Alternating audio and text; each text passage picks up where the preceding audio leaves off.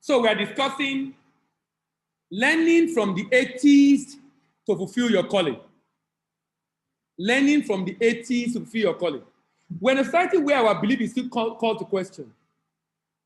For those that are not Christian that are joining us, maybe this will help you to appreciate Christianity. For those that are atheists, maybe this will help you to begin to think about God or believe in God. For those that have their faith shaky, maybe this is an opportunity for you to solidify your faith. But the way we are going, if we don't do something about this issue and discuss real issues that affect us, I'll be throwing some questions now. So it will be question and answer. I already have some questions that people have asked who are atheists. Some of them are African traditional religion believers. Some of them are Muslim who have questioned they call it the Christian God. The genuineness and authenticity of the Christian God. That's the way they call it. So Christian God means there are other gods. That's the implication.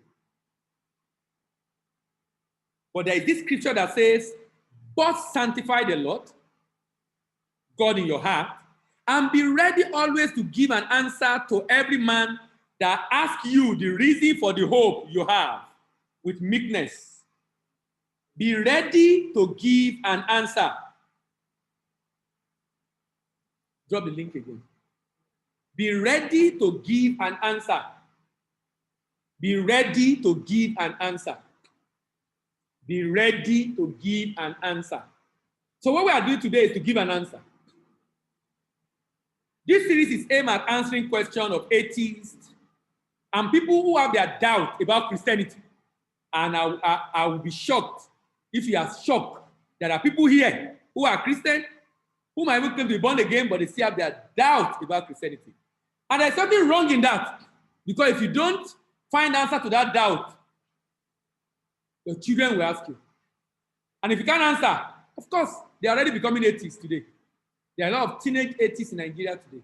Teenage atheists in Nigeria. How many of you are in doubt regarding the Christianity, the Bible, and the existence of God?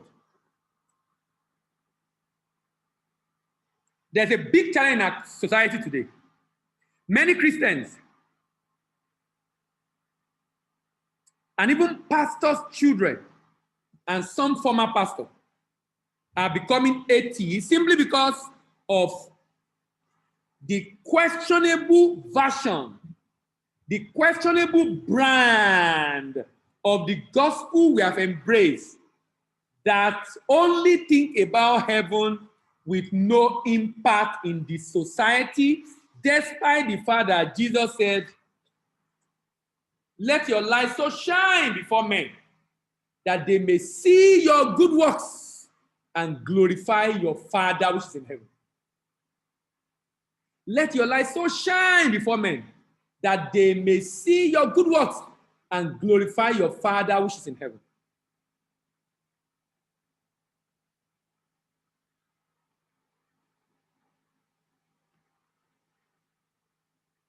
So it's a big challenge for us.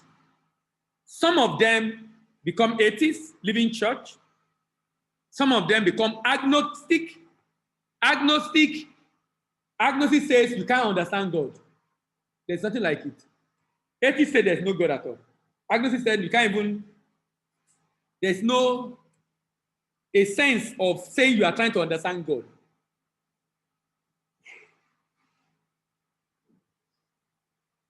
He says, a person who believes that nothing is known or can be known about the existence of God. Nothing is known or can be known about the existence of God. Some people are animists. Animist.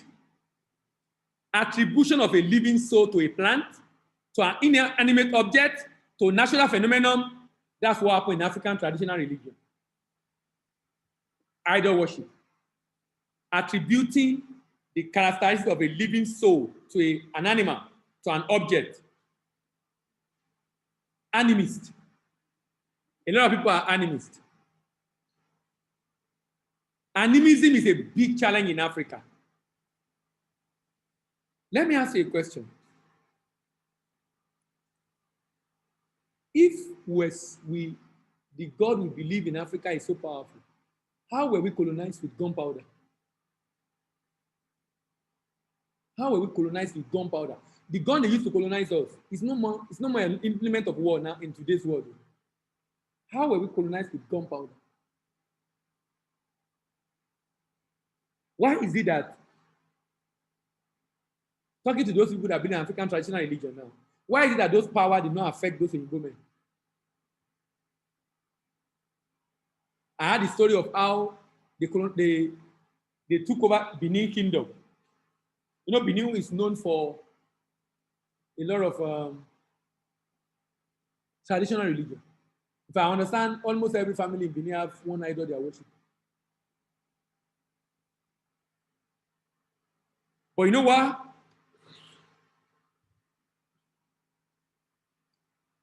The story had it that when the white men came and wanted to take over and have discussion with the king, they went to invite their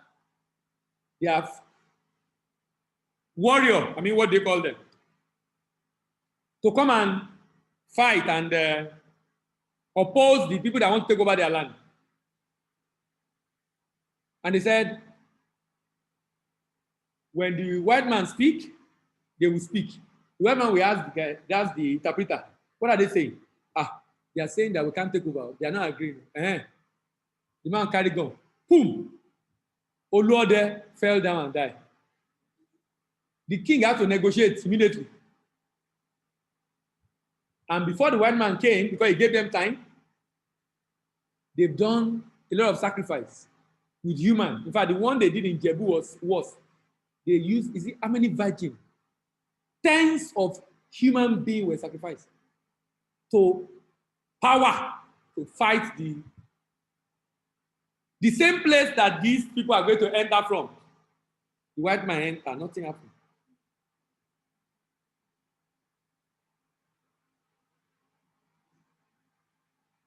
What am I trying to say? Just talking about people that believe in African traditional religion, that believe that, and what is the argument of African traditional religion? Their belief is Christianity is not our religion. It's the religion of the Jews.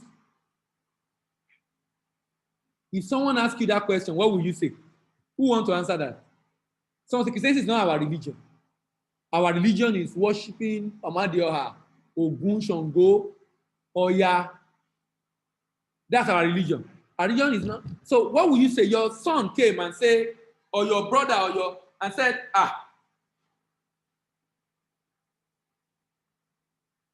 why are we not worshiping why are we worshiping the Jewish God? We are not Christian now. We are Africa. What will you say? How will you answer? Who want to answer both online and on ground? Who want to answer, please? The people online, I hope you can hear me. This afternoon is to discuss our concept of God, and the essence is to challenge your faith but solidify your faith. So you can have an answer. Convince yourself about what you believe. And don't believe because your parents are Christian. Because you could have been born into a Muslim home. So what will you say? Those who are born into a Muslim, what will you say about them? It could have been you. It could have been you. It could have been you. So what will you say? If they say Christianity is white man religion. Do you know Christianity is not even white man religion? Because white man also took it from the Jews. So it's not the Western religion. It's not Western religion. But so can you see the argument of people? They even for the first statement, they fall down flat. They are even making a mistake saying it's Western. It's not a Western religion. It's not Westerners were also pagan before Christianity came. They were pagan. Have you forgotten when Paul was preaching up and down? Most of the place Paul preached was Eastern Europe, Turkey and the like. Eastern Europe of today. And he will tell them to the unknown God. That was in Athens, Greece. That's in Europe of today. To the unknown God. If they are worshiping God, they don't even know. So it was the disciples that moved Christianity into the West. It wasn't So when someone says Christianity is white man, it's not white man religion at all. It's not white man religion. And it's not Jewish religion, because Jews to tell you today that they have their own Judaism. They have their own Judaism now. They have their own Judaism. So what would you say if someone tell you that Africa is now, Christianity is now our religion, that we have our own religion? Yes. The way you are opening your mouth. Answer me. Yes. I'll come to you. Let me hear from you. Why are you Christian? Is Christian your religion? Why are you following white man religion? So, we're making a case for religion. So, what is the idea of religion about? Like, so, you're asking me why am I following a white man's religion? Personally, for me, I have beef with religion. You have beef with religion? Personally, I have issues with the concept of religion. It's so traditional. It says that it takes a better culture and environment and makes a certain thing. So, the person asking me why not African religion? I mean, I'm African. So, you are attributing religion to culture and environment. But if religion is about getting to know God, then yes. we are doing the wrong thing. If what? If religion is what? God, then you are making a very wrong assumption. You're saying that there are gods of different religions.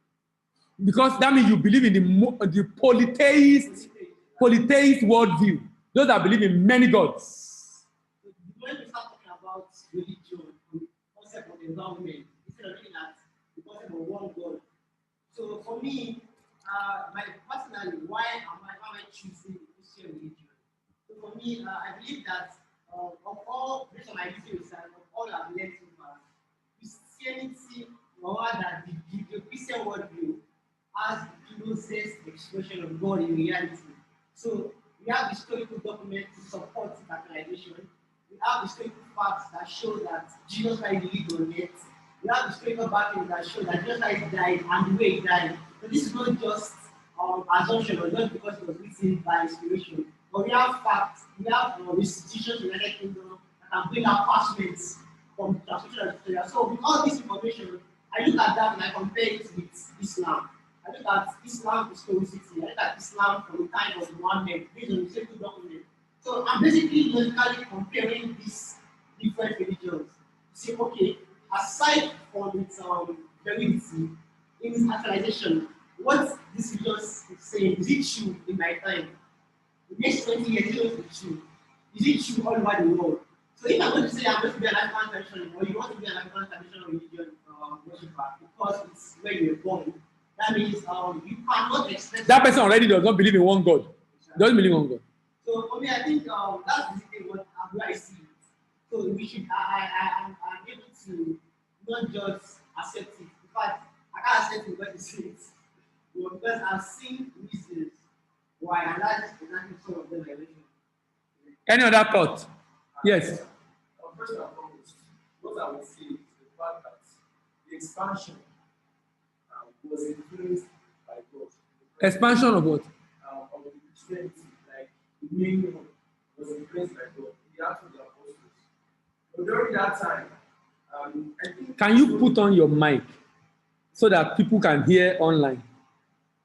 So that is it online? I'll Go ahead. Yeah, start with the Israelites. Like the Holy Grace. That's I don't know why it's having feedback. That's okay. you know what? Can I come and sit down here? Sit down here. Yeah. You can go back when you finish. I just want them to hear you. Go ahead. All right. The Israelites were the only grace people as at then.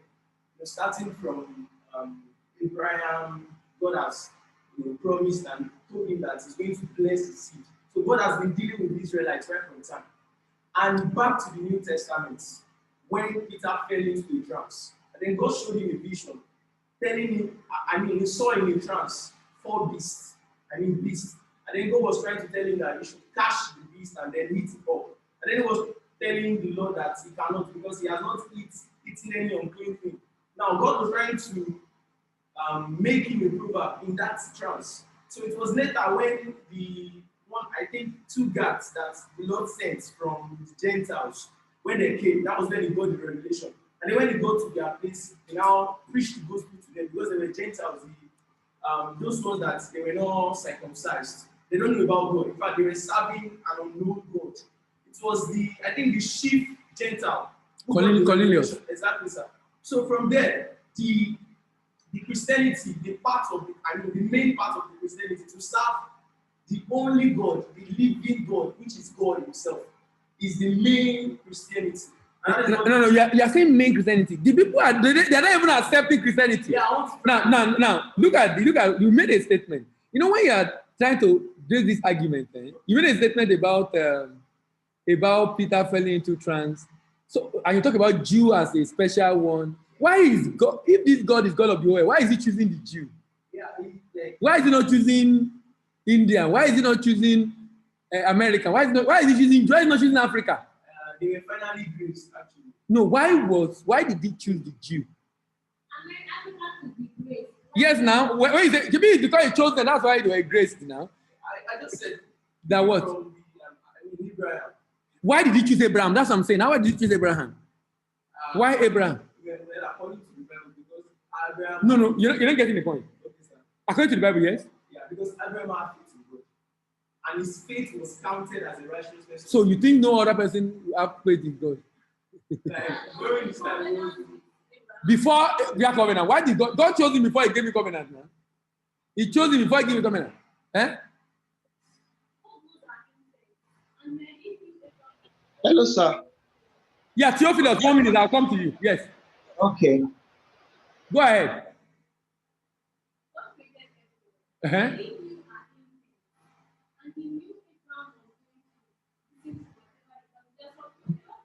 Lawyers have answered that question. The one I just asked now. God knew all the people on the earth. He could trust Abraham. I don't know if this occurred to you. Look at Joseph. Joseph, to tell you the way what God taught Abraham, the way He transferred from Abraham to Isaac, from Isaac to Jacob, from Jacob to the children. Joseph was in a strange land. He had been taught about the principle of God. That's why he could resist temptation from Potiphar's wife. Even in a strange land when his parents were not there. That's the trust that God had in Abraham.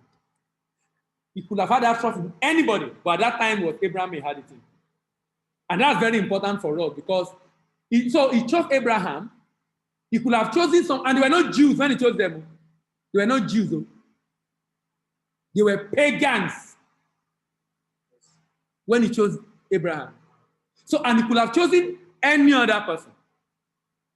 He could have chosen any other person. But He said, I know He will command His household to do my bidding. So God knew He had a foreknowledge of what Abraham would be and who he will be. And He chose Abraham. So that's why. So, but like I said, it could have been any other tribe, any other nation. Now, but these are questions. Sorry. Thank you. You can go and sit down. Theophilus, let me listen to you. Theophilus. Yeah, I just wanted to say that God actually knew He's going to teach His children after Him. So that's... Okay, that's what you want to say. Yeah, that's what I want to say. Very good. Very good. Very good. So let's continue the discussion. So like I said that these are questions that query our faith and question our belief. And I said in today's world, though, if you don't answer it ahead, someone else is going to ask you. In fact, it might come back to haunt you yourself. Like the person, there's a guy I saw online recently who was a Muslim, became a Christian and went to a Bible school, became a pastor of he went to Bible school, LCCC, became a pastor of one of the Redeemed branches. Today he's a traditionalist. And it's not the only one. There's so many people. He's a traditionalist. Why? Because he said there's so much hypocrisy among Christians. There's so many things they say that is not true. He gave a lot of reasons. He has a point. Because of the version of Christianity that he saw. The version of Christianity we do in Africa is very close to paganism. When someone believes in oil, believes in water, believes in a rod, believes in a handkerchief, believes than God. So to protect himself, the name of Jesus is not enough. He has to pull the oil on his wheel of his car. He has to pour it around his house. He doesn't believe in God again. What's the difference between that and those that go to Babalawo? What's the difference? What's the difference? When you go to Babalawo, they will give you something now. They will give you something. They'll give you a salt, give you oil, give you this. You go and pour it. Exactly. And you know how it started? African traditional religion. When Christianity came into Africa, a lot of our traditional practices were merged with it. We didn't drop them. They were merged with it. So when people see that, they just look at, there's no difference between these people now. There's no difference now. There's no. So, and they now saw that when, for the African traditional religion, is that one work faster. Because the God of that one, he does it. Someone said, if our politicians swear with Ogun and Shango, if they swear with Ogun and Shango will not pity you. If you lie like this, thunder will strike you. He said, this is their Christian God or Islam God is not working. It's not working because it's too slow for the liking of, for the kind of solution we want in Nigeria. Atheists are persons who disbelieve or lack belief in the existence of God. Agnostic are persons who believe that nothing is known or can be known of the existence or the nature of God, or of anything beyond material phenomena. A person who claims neither faith nor disbelief in God. Animists, the attribution of a living soul to plant, inanimate object, and natural phenomena. Christians are not just turning to atheists. It might interest you that a lot of people going to church, who even preach in church, who sing in church, who serve in church, don't believe in God. How do you know? When they have problems, where do they go? Where do they go? Where do they go in the night? When they go to the village? When they have problems, where do they go? They pray, they preach, they sing, they pray, but they don't believe in God. That's the reality of Christians today. That's the reality of many Christians today. They don't believe in God. They don't believe in God. No wonder he said they profess to know him. They profess to know him. But in works, they deny him, being abominable and disobedient, and to every good work reprobate.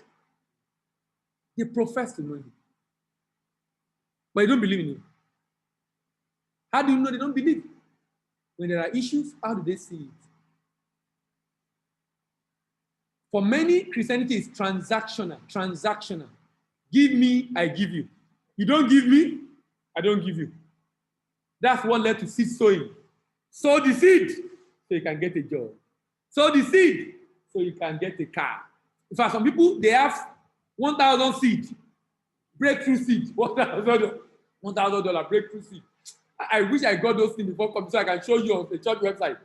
The seed for breakthrough, seed for 24-hour miracle, seed for...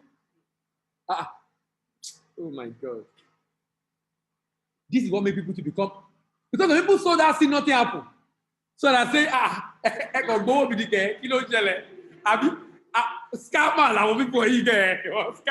What scam meaning? Scammer, blue. Oh, go ahead, you go, nothing happened now.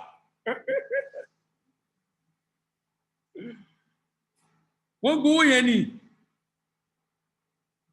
This is more alarming because this explains the reason why many people in our society today are just wallowing in religion.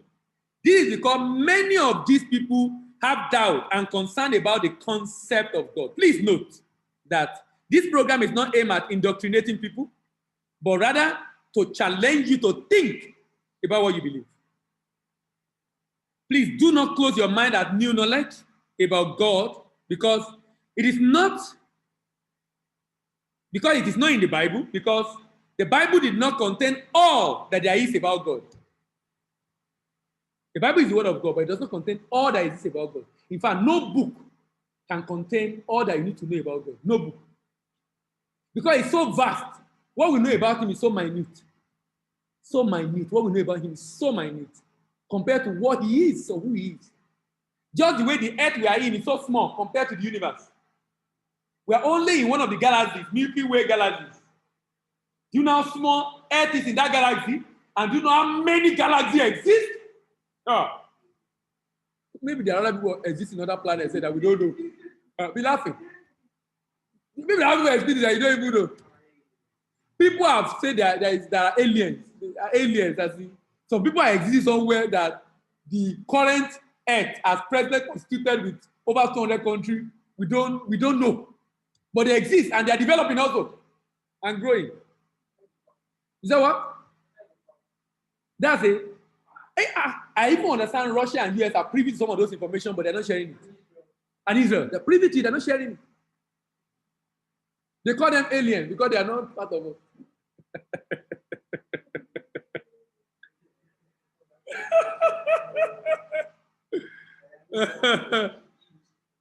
Someone say, almost everyone in the congregation where I work don't even know God. Wow!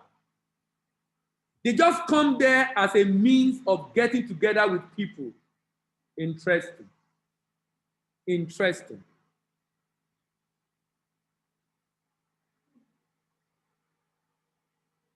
So don't close your mind.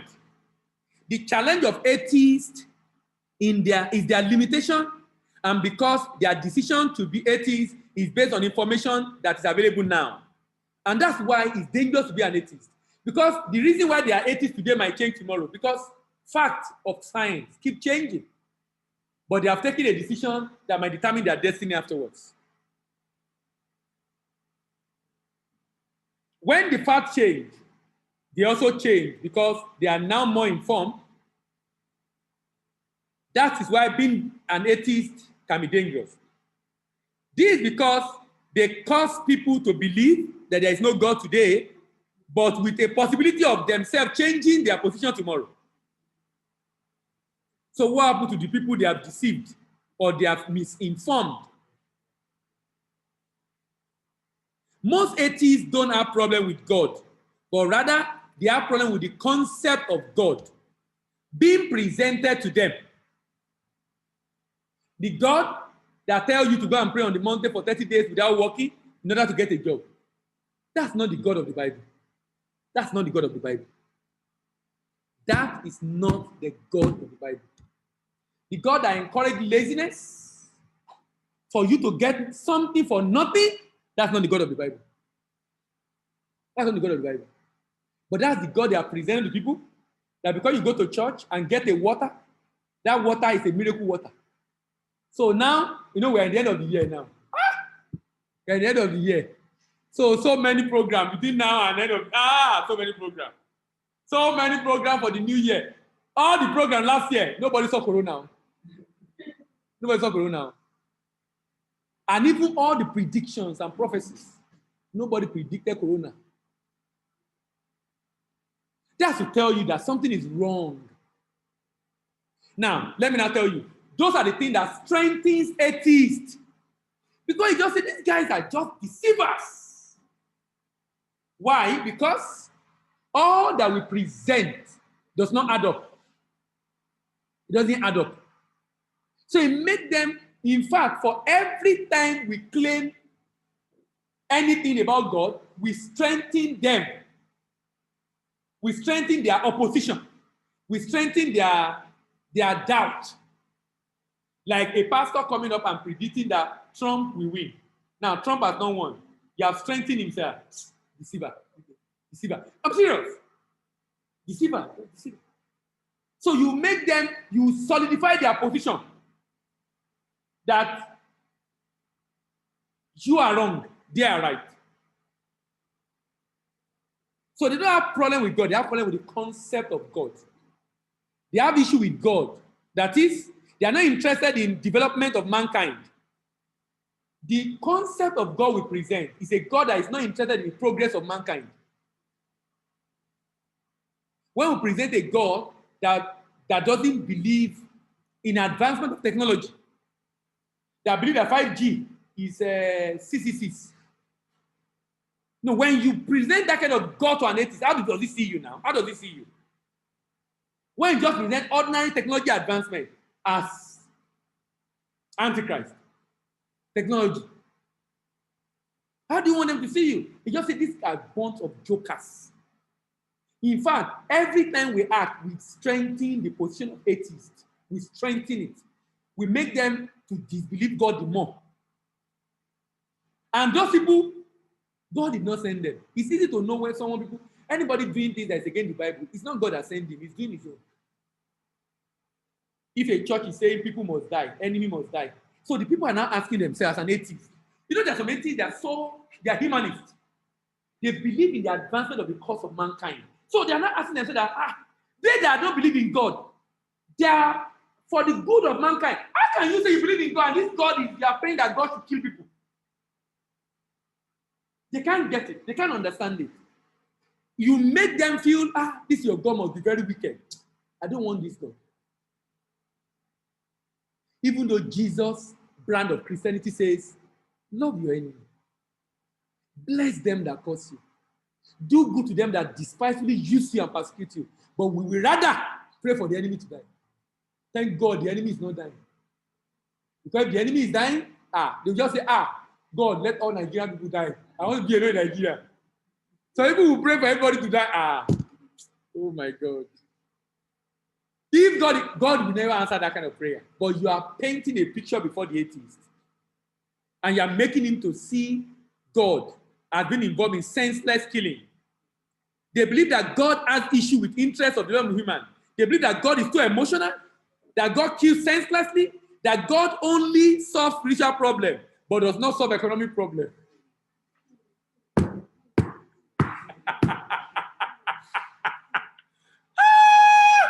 That God only solves spiritual, doesn't solve economic problems. But our problem is more economical than spiritual. So which kind of God is this? Now, that is the picture of God we are painted. That is the picture of God we are painted. But that's not the God of the Bible. That's not the God of the Bible. That is not the God of the Bible. The God of the Bible is the God that instructed invention on the earth, like telling Noah to build an ark and gave him the dimension of the ark.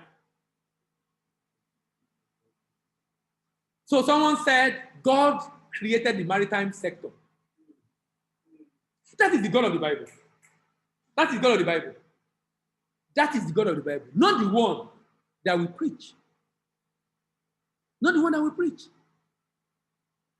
That believe that, like the father of the Wright brothers, when the children were trying to develop plane, he was telling the children that, it's witch that fly. This one you want to be flying in the air. It's witches that fly. Human being does not fly. Because we don't believe that God innovates. You know, someone said, if Jesus were to be on earth, you know how many followers we have on Facebook? You are laughing. Oh, you are laughing. Do you know how many followers we have on Facebook?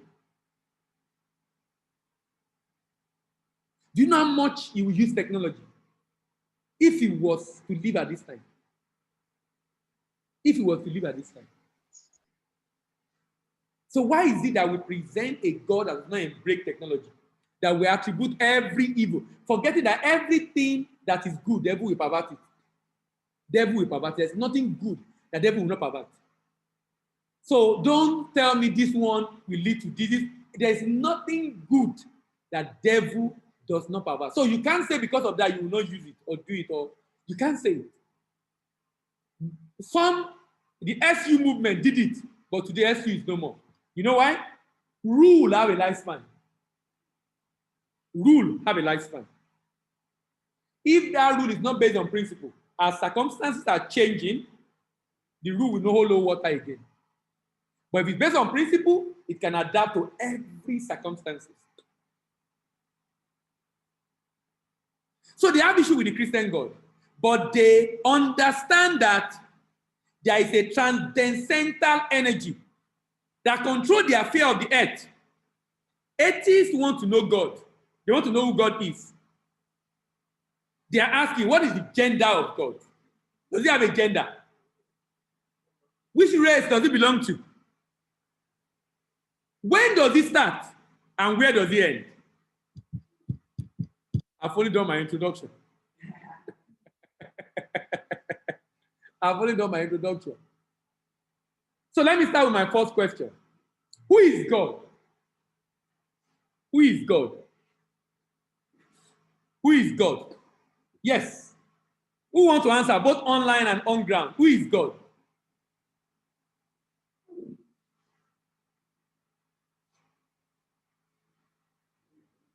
Eh? Who is God? You want to try? Oh yeah. You know, you have been having issue with atheists, so you probably already prepared for today. Go ahead.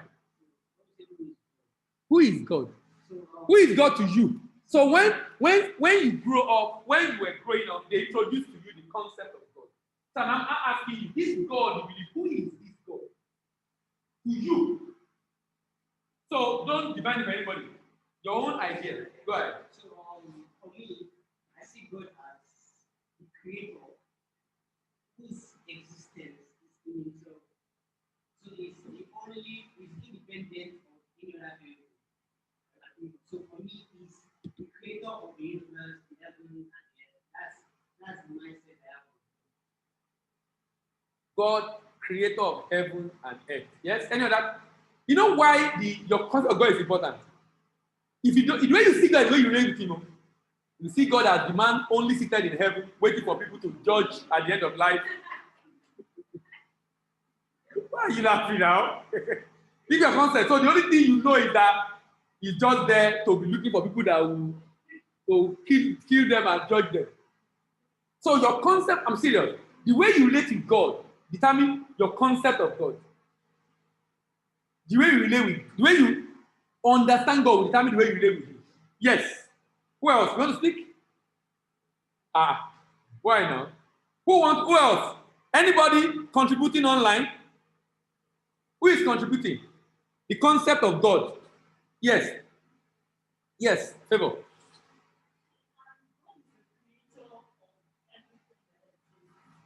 He's the creator of everything that exists, okay? I see God as one who created in all his creation had a special creation. A human being. Go ahead. And he has given the human being an assignment of accomplish in his creation. Okay, an assignment to accomplish in his creation. Yes, any other concept? No right answer, no wrong answer. It's your concept of God, so nobody can argue it. Yes. Janet, I would like to see any hands that want to contribute, please. Janet, yes. Okay. It's also what? Creator of heaven and earth. Creator of heaven and earth. Yes? Yes. Any other thought?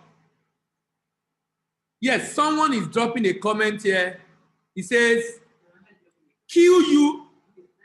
Oh, you are the, okay.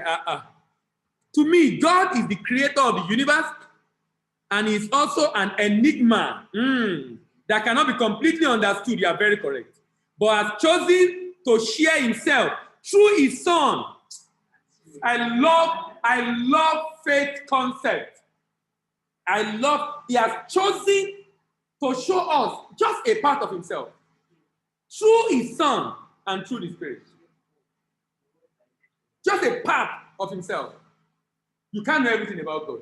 So when someone tells you that everything you need to know about God is in this Bible, that's not true. That's why we have question and answer.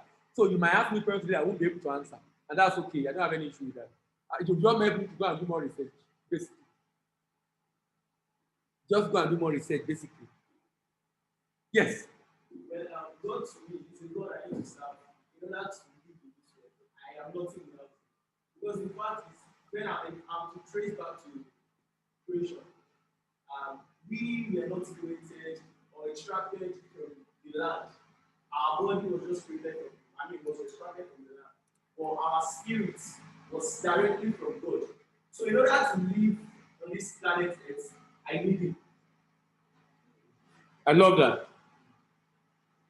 So, look at this concept. God is a spirit which takes us, human, out of the limitation of man. Man is a matter. And this makes us unqualified to properly define him.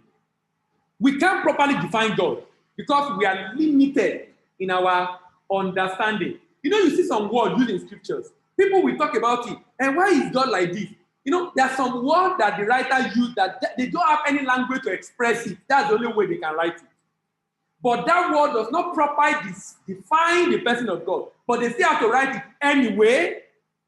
So that's why when you see some English translation and some people will be arguing on English translation, do you know how many translations before we go to that English? The original rendering. If there anytime you have an argument, just go to the original rendering. What was the original rendering?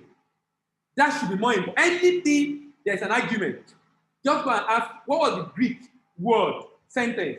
From that Greek word, go and read about Greek and Hebrew. So you can have a concept of, okay, so you can have an idea of the concept of the person, what the person meant. So you don't assume that, this is what the Bible means. If you use only the English Bible, you make mistake. You make mistake. The best is for you to use different translations. The best is for you to use different translations. That's the best you can do. To use different translations. And check. People recommend NIV. Some will say Amplified Version. You know? But if I use different translations, I look at different translations at a time. At a time. If I'm reading. So that if I come across any word, I want to go and check. That way, when there's an argument on anything, go and check. You will likely get a better understanding. So forget about what the English Bible is saying.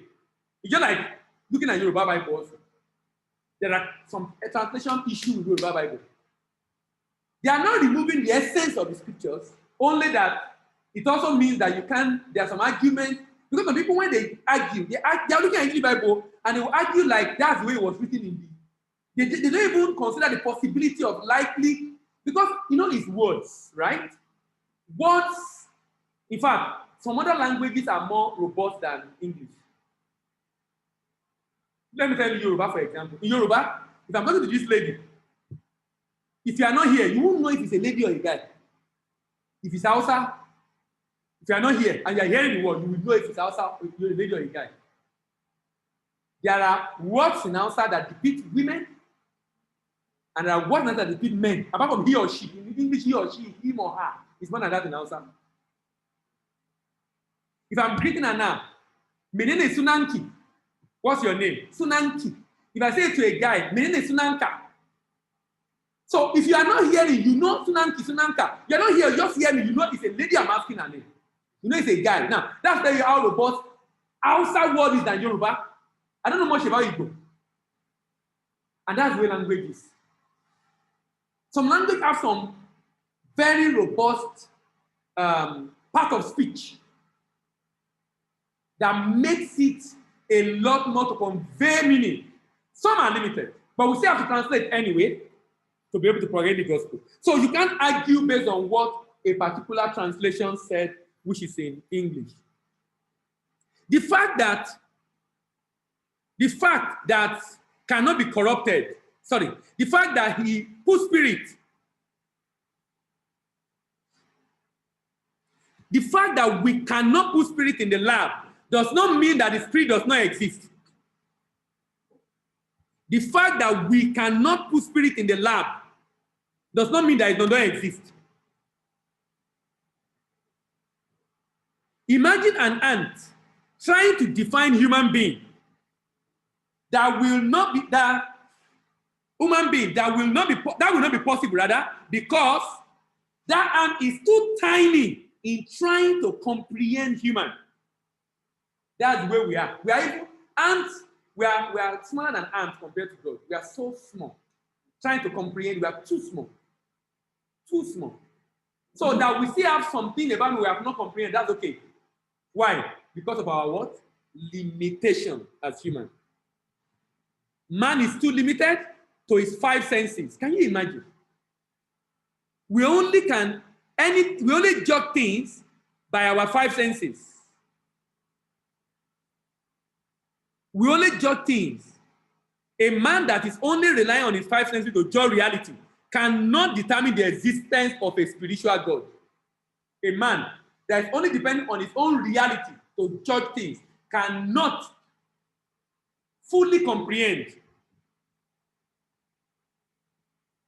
the spiritual God. It is easier to defeat an atheist about God's existence because the position of an atheist already contradicts himself.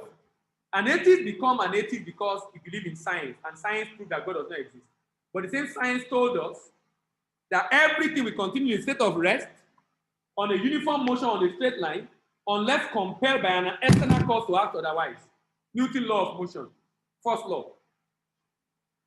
So if the earth rotates in its axis once in 24 hours to create night and day, what is rotating it? Because physics told me everything will continue in a state of rest or a uniform motion on a straight line unless compelled by an external force to act otherwise. If that is true, and that's true, Newton's law of motion, it's a law. Anything that moves becomes something moving. If that's the case, then if you say there is no God, something is wrong. You are not being truthful. Because the same science that proves to you there is no God is the same science that tells me that nothing can move without what? External force. So if something is moving the earth, you can choose to call it the transcendental energy. That's fine. I choose to call it God. You want to ask the question? Yes. So you said science is Science is the one that said God did not create man now.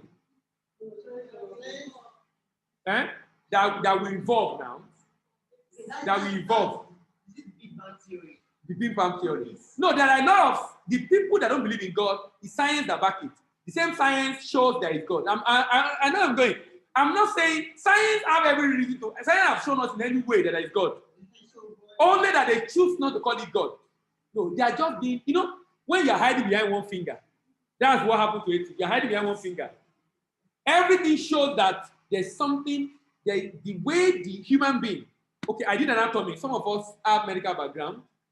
And I dissect, I saw human skull.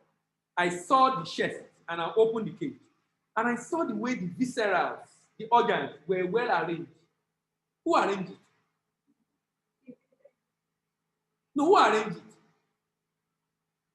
it? For every design, there's an intelligence behind the design. For every design. So what's the intelligence behind that design? So science in every way proves the existence of God. But you can always choose to believe what you want to believe.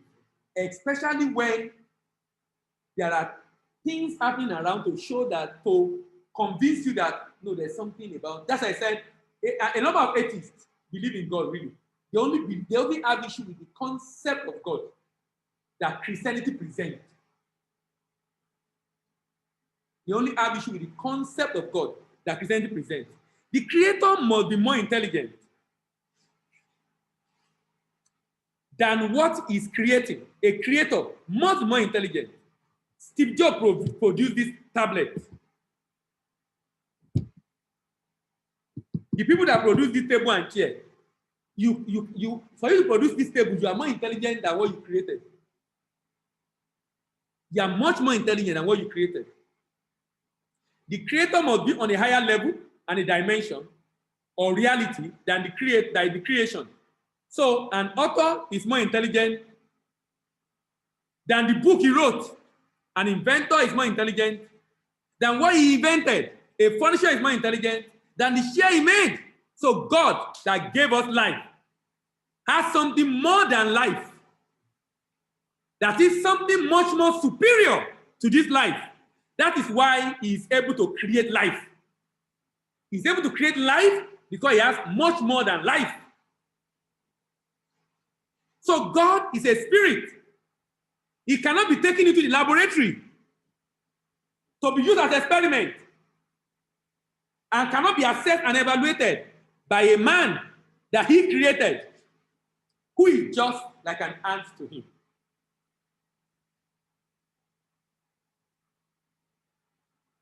Understanding the concept of God is so important. It's as important as the foundation of your faith as a Christian. As important as the foundation of your faith as a Christian. So that at the end of the day, you know that there is a God really. And the Bible presents it to us in a fantastic way. Do you know, out of all the religion in the world, this is one of the major arguments of Rabbi Zachariah. How many of Rabbi Zachariah? Okay, only 2 of you. Okay, 3, 4, fantastic. Rabbi Zachariah was a Christian apologist. He died last year. No, this year. We are still in 2020. Can you imagine? I'm in 2021 already. He died this year. And he said, Christianity, yeah, and this guy has read books. He has read thousands of books. As in, probably up to 10,000 books, if I'm not mistaken. He said, Christianity is the only religion that presents the 4 questions of mankind. 4 questions of mankind. Origin, destiny, morality, and meaning. Origin, destiny, morality, and meaning. Most world religion cannot answer that. Where are we from? Where are we going? Meaning, why are we here? Morality, how are we supposed to live? How are we supposed to live? How are we supposed to live? Only Christian, that's the only religious belief that combine those 4, answer those 4 critical human questions. Where are we from? Where are we going? Why are we here? Why are we here? Now, if God is so great beyond human comprehension, how can it be summarized in a tiny book called the Bible? How can it be summarized in a tiny book called the Bible? Based on this argument, how can it be summarized in a tiny book called the Bible?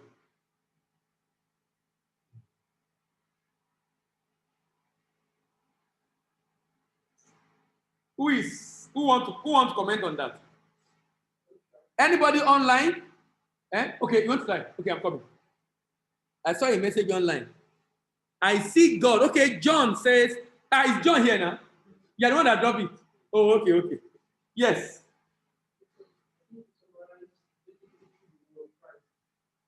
What do you mean? Everything about the Bible the Bible, the Old Testament, the New Testament was sealed, right? And the New Testament, the New Testament revealed. So the Bible is just everything that God would like to tell us. Everything represented in God as Christ.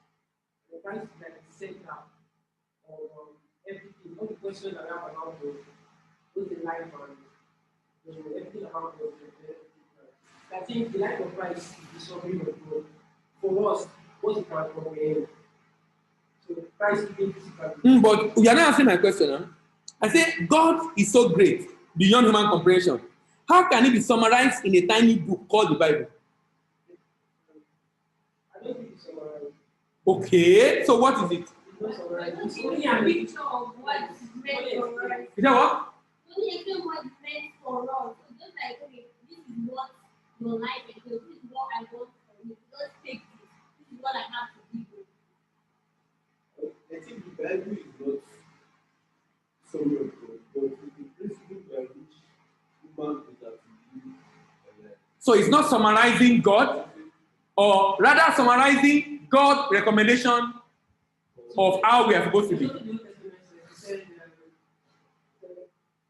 that giving what to us, what should do. The things that are not revealed to us are from God. But the things that are So that means, brilliant, I like the argument. That means what we have in the Bible is not all there is to know about him. And that's very important. That's very, very important. All that is in the Bible is not all there is to know about him. But it reveals to us what we need to know. Now, Christian and Muslim make some claim about the Quran, and you must not make that claim about the Bible. Muslims believe that their book is eternal, their book is complete, their book is unaltered, their book is was preserved to the letter, was brought down from heaven. You can't make that claim about the Bible. That claim that Muslims make is being refuted now. Seriously refuted. Seriously refuted. Seriously refuted. About preservation of Quran, that's not true. About only one Quran, when I was in secondary school, I have a Muslim friend, she's late now, Taufik. We are always arguing and discussing. And he tell me, I know 120 errors in the Bible. What we call alleged contradiction. And why is he saying that? Because of what they told them.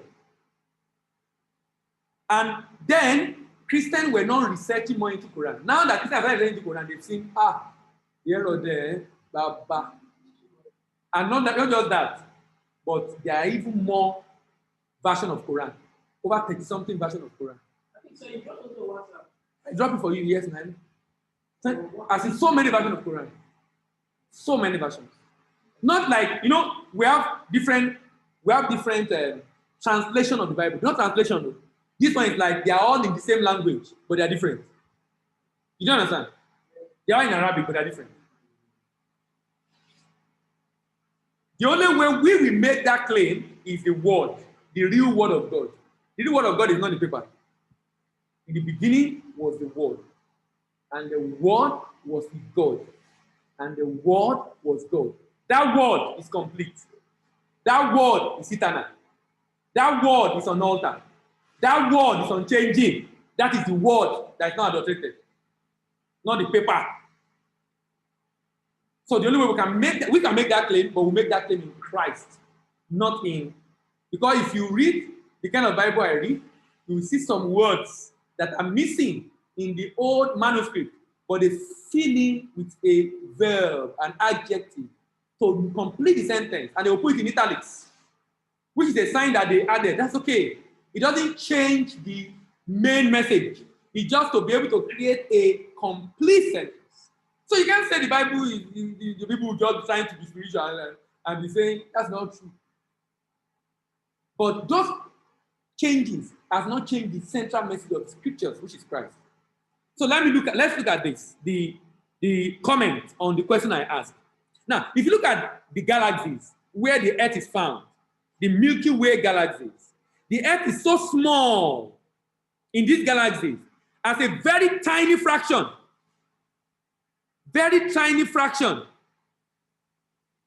of it. And now you can imagine how man is small compared to the Earth. Do you know how small man is compared to the Earth? Compared to the galaxies, and then compared to the universe with billions of galaxies. Billions of galaxies. Now, Earth is in one of the galaxies, Milky Way galaxy, and there are billions of galaxies. Compared to God that created all the galaxies.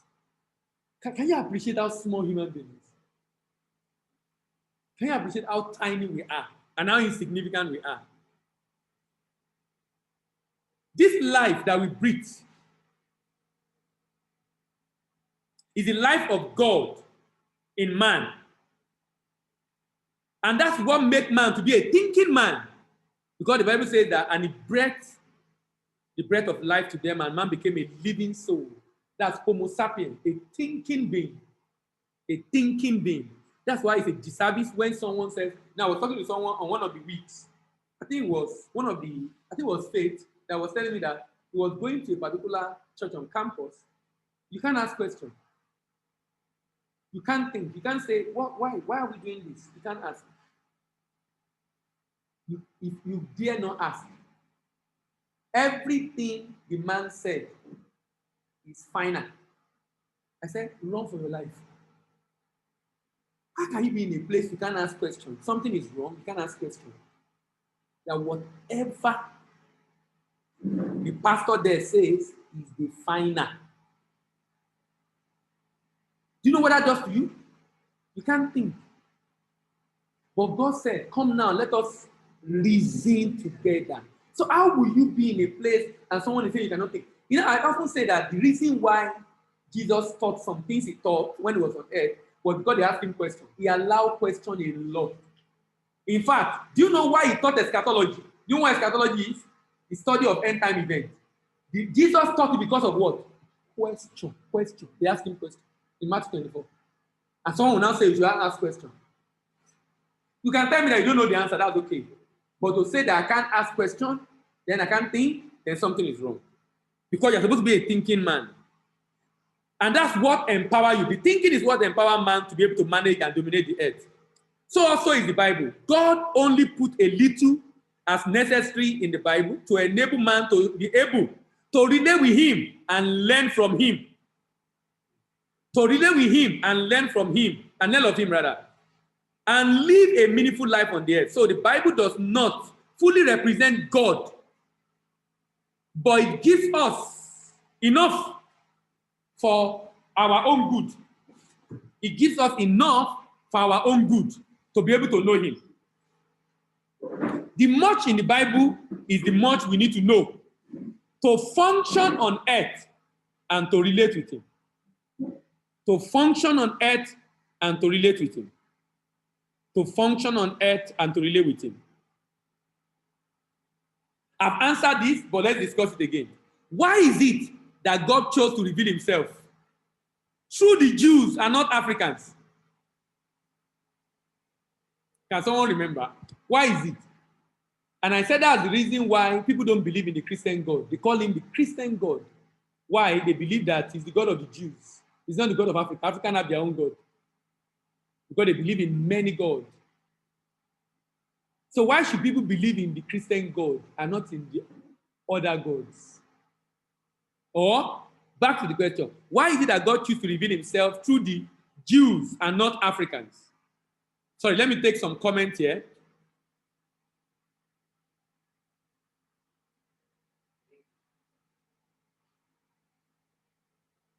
Okay. Go ahead. You want to say something? Who wants to talk? Yes. Who is talking? I've answered it now. You can't remember. You didn't remember? Why is it that God chose to reveal himself through the Jews and not Africans or Europeans?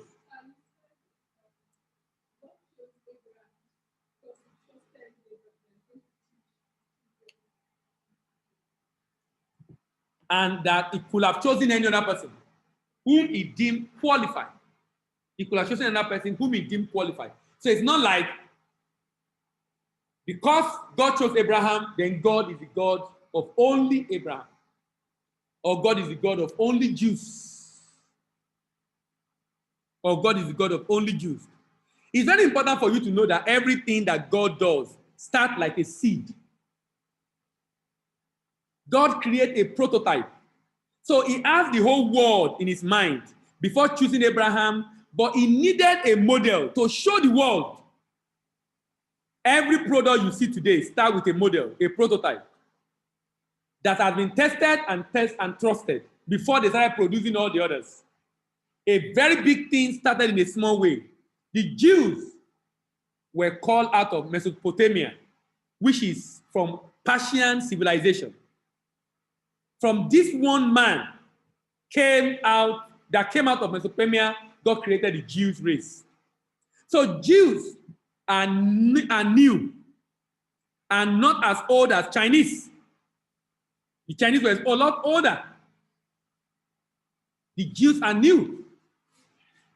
And God also gave the reason why he chose Abraham out of all the people of the earth. He said, because he knew that Abraham was going to ensure that he is going to teach his children and pass down the generation the principle and the knowledge of God. This quality of Abraham is very important because his descendant was going to be prototype. And what they do in relation to God was going to be an example for others to follow. So choosing Abraham was both a liability and responsibility. In addition to the blessing of Abraham, which his descendant enjoy. So he chose him for a reason. Like I said, if he found someone else, most likely will have. And he has to choose one, even if there are 2 or 3 at that time. So not necessarily because he's a Jew and that God is God of the Jews. Let me ask you a question. What are you learning so far about the concept of the Christian God? Yes. About the concept of God. Yes. Glory, what have you learned? I've learned that God was not created and created the world for himself. And he revealed the concept of himself through Jesus Christ. Only to show the world who he is and kind of like everyone is created.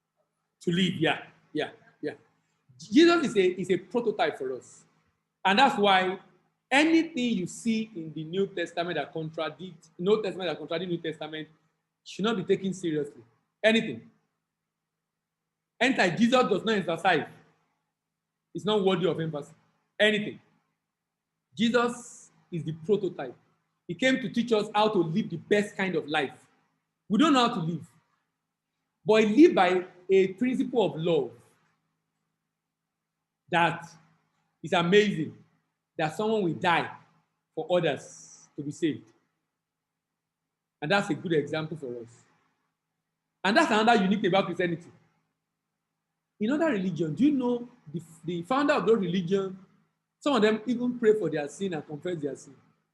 So some of them are believing God for mercy.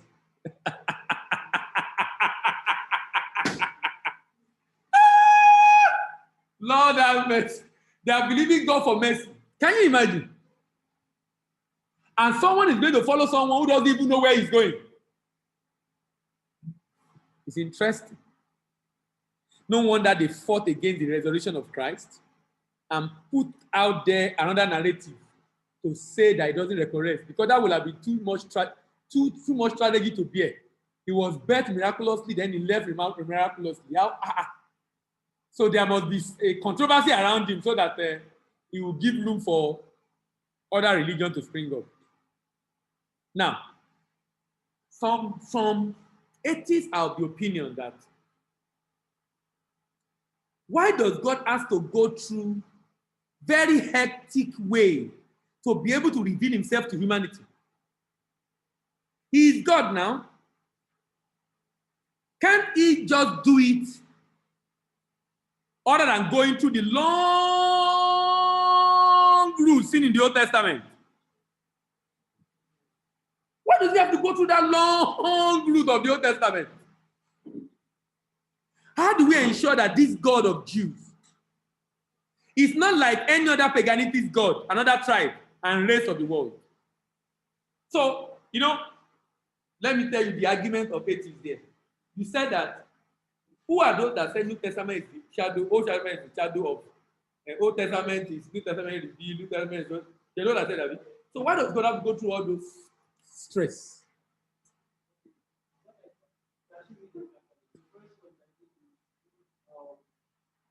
Our mind, human beings, we're too limited in understanding.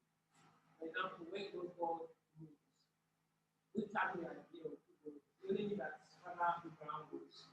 So he started taking the children of Israel through that process of understanding him. We notice for the God of Abraham to have the view, the tabernacle, and then when we wanted the Israelites to come and worship him, to the temple of Solomon, said we wanted to pray our own men, all the way to the death of the resurrection of Christ. So the process really for us to see, and second reason I think for us to appreciate it, the fact that it's willing to pay that sacrifice, that even in our smallness, I believe, it's willing to bear with us until we come to a place of greater light that we can really understand the world. And I think it was necessary we have to do that. If not, we would not have appreciated it. Probably God has just come on earth and just say, God, nobody really would have taken it seriously. And also, you can see that I also got those from people that have accepted me, that have no relationship with me. They really can understand what they really So why does he have to go through that long route? So how ultimately Christ was going to come and die. So what understanding happened along the way? What understanding happened? What can't we comprehend exactly? Like the entirety of God. For example, our true civilization was really by this day. Now it's later, we have more knowledge. No, Jesus died 2,000 years ago. Yeah, So it's not. but it was part of the process. I believe that the process for us to do it. Yeah. Yes. I don't understand the question. I didn't read the question again. Why does God have to go through the hectic way to be able to reveal himself to humanity because he's God? Can't he just do it other than going through this long route of Old Testament? There are two things there. There's a question and the recommendation. The question is Yes, recommending that. So this person is asking why did God go through this long route, and they recommend that also in my mind I'm asking myself some questions. I'm looking at progression, I'm looking at generation of people. So if the suggestion was God reveal himself, so is God going to reveal himself to a particular set of people and they document it for that set of people to come and make sure it. So if God does it that way, there really is no way to actually ascertain that God actually did that.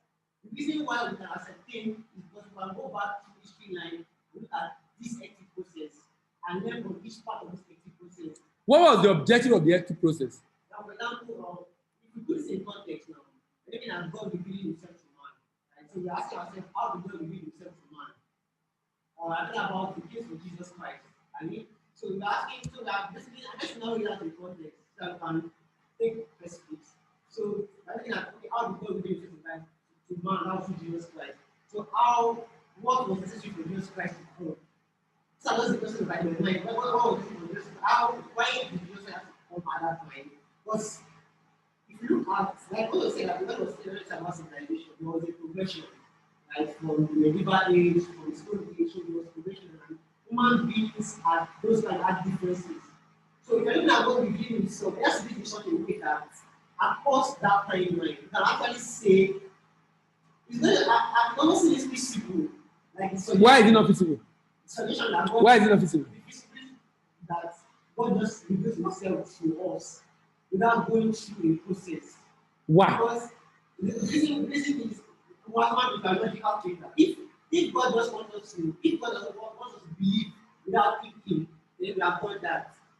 Because there's not just many basis.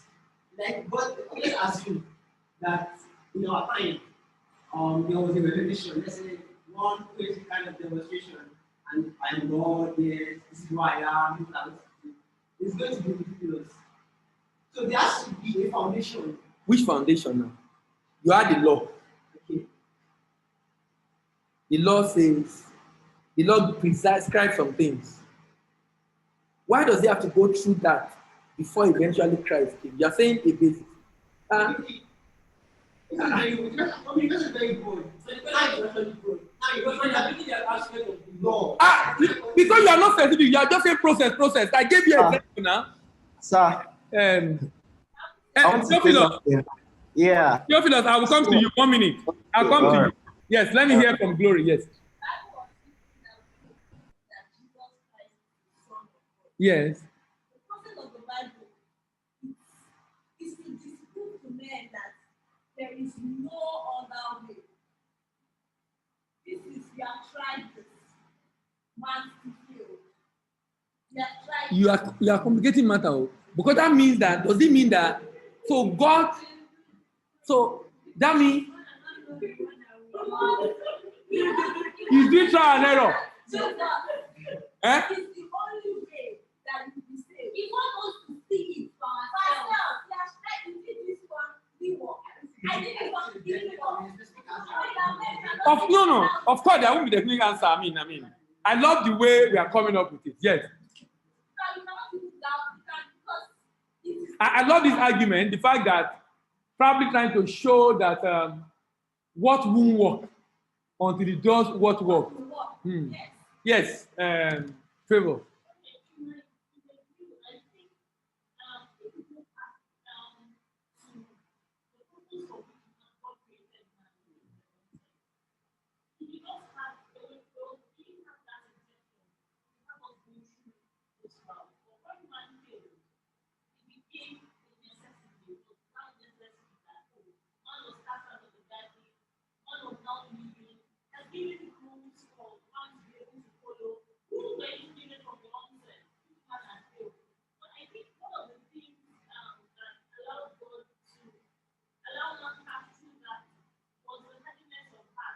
Was what? Okay.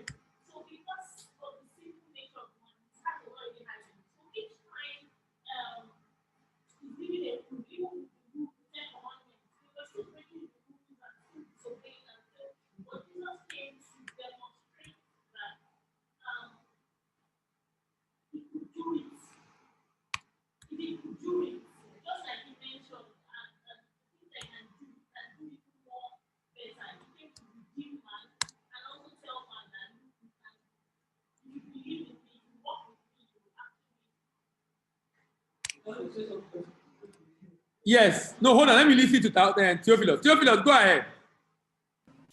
So basically, I think God wants us to be like him, as in that's an understanding that the Bible gives us. So let me also leverage on what Chidi said. He said that God wanted to lay a foundation. And I think one of the ways of God trying to lay foundation is by setting principles that he believes man can follow, that he wants men to follow, so that we can eventually be like him. So I think that's why the entire journey of the Old Testament was, why he went through all that process, to set principles for men to follow. Principle for men to follow. Yes, some people want to speak. Yes. So I think at the end of it, God wanted man to make him a choice. Like, the end for it is that, okay, this is man that I've made. And then from Genesis 6, it says something like, I speak not this child of man due to the body nature of man. So I'm coming from our own aspect where the fact that God really wanted to show the extension of God to man. But man, being not able to understand it, there was need for him to follow that process. So that at the end, the goal is that man should be the one to make that choice of choosing him. Bible said he has created us for his own pleasure. So reverse cannot be the case where God will go, this is me or us. It has to be man that has to make the deliberate choice of making him as God and choosing him as God. So I believe that was the reason for that conclusion. Yes. So I think from the question itself, I think the assumption we made is you said why you go have that ethic process. So why do you have to do that ethic process? Yeah. So from God's perspective, we're not in ethic. We're looking at it as ethic from our perspective. So to me, it is just what he wants to do and best way to do it. That's the way I'm looking at it. Now, like you said, I'm happy with the perspective we all look at it from. Make a lot of sense. You are right talking about process. God is a God of process. And the truth is that really, mankind really cannot comprehend at that time what eventually he did, such that we have to go through a process. And it's a process of understanding and maturity. Remember, Abraham was in the pagan religion, and he was to be introduced to God for the first time. He was in pagan religion. So, drawing him out, there is a lot of learning that is required. And God knows us and understands us more than ourselves. He created us, right? He knows us more than ourselves. So he knows when we will be ready to receive and accept the concept he's going to bring. He says, look at this.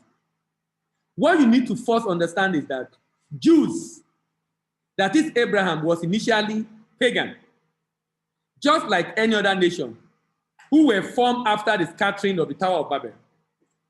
The challenge of many nations with different gods is that This will mean mankind cannot be equal because each one believes that they are better than the other, and because of the God they believe in. And that's a big challenge. The reason why the Muslim will kill Christian today is that they believe this is a better religion. And we are not equal, really. The reason why you will dehumanize people because you don't see yourself as being equal. But the Christian God sees all of us as equal, irrespective of position, both within and outside the church. So for men to be equal, we must be traced to one origin, which is the higher intelligence that is now called God. For men to be equal, must be traced to what origin? That higher intelligence has now decided to reintroduce himself to mankind so as to help mankind forsake other gods and follow him. The God of the Bible is not a Jewish God and does not belong to the Jews. Talking about why God has had to introduce himself to mankind through a long route, one thing we need to note is that every big thing starts small. That is a principle that God has allowed over time. Every big thing starts small. Even when he's going to create man, he created two people. Today we have over 7 billion on the earth from 2. Even when a child is to be born, it starts with an egg and a sperm forming a zygote, and then it grows. It is only small things that become big because there must be process in reality. The need for process enables management and sustenance of the product, and this is what fosters predictability. The need for process makes God to introduce time, space, and matter. The matter starts small, take time to occupy space, and then it grows. A baby starts as a zygote. In 9 months, it's born. A tree starts as a seed, and it takes years and becomes mature. The God of heaven is not just the God of Abraham only, but rather the God of all men. So Abraham is the channel through which God has chosen to introduce to mankind. And when he was going to introduce, he gave them a law. Of course, he knows. It's just like, I'm going here, but I can't go here right now. You need to crawl before you can walk. You need to crawl before you can walk. So eventually, do you know why Jesus said all the law is fulfilled in him? What does that mean? All the law is fulfilled in Christ. What does it mean? He said he is the fulfillment of the law. What does it mean?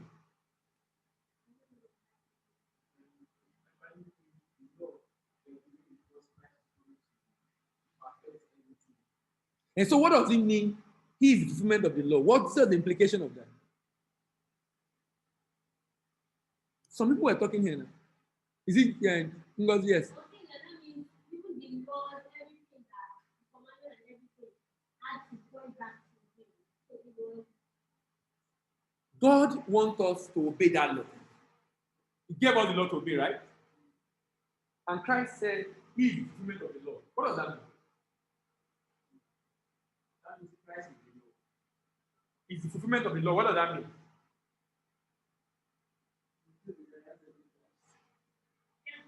In a way, but you didn't say it very well. So how does it become? So how do we benefit? We have fulfilled the law. We fulfill the law in him. So it's like he fulfilled the law. So if I believe him, I key into that fulfillment of the law. So in a way, I'm still fulfilling the law in a way, only that I'm not being mechanical about it, being legalistic about it. But indeed, for example, sacrifice. He died for us now. So he fulfilled that. And, you know, look at the brilliant way he summarized the New Testament. The 10 Commandments. Love God, love your neighbor. He summarized it and says, so if you love is the fulfillment of the law. So don't struggle. You know, let me tell you, one of the biggest challenges I think we have as Christians. We say so many things about Christianity. But if we focus on one thing, we will have taken care of others. As in, if Christianity will focus on just one thing like this, we'll take care of any other thing. Be humble, meek, forgive. You see all those things? If you key into just one, you take care of the rest. Love God, love your neighbor. Love God, love your neighbor. And He is love. He is love. He is love. And He is the fulfillment of the law. So if I'm in Him and I love, I'll fulfill the law. So those laws were necessary, only that now, what determines my righteousness is faith in Him and faith in Christ, not the obedience of those laws. But because I believe in Him, He empowered me to indirectly obey that law also. So at the end of the day, I'm still doing what I'm still doing, obeying the Ten Commandments, but I'm not writing it like thou shalt do this, thou shalt do this, thou shalt do this. It just summarizes in love. But it took a long time to get to that point because you understand us. We were pagan, and it will be very tough for us to be able to understand. Look at this. Why is Christianity so violent? Why is it that they kill the nations of the land of Canaan in order to occupy it?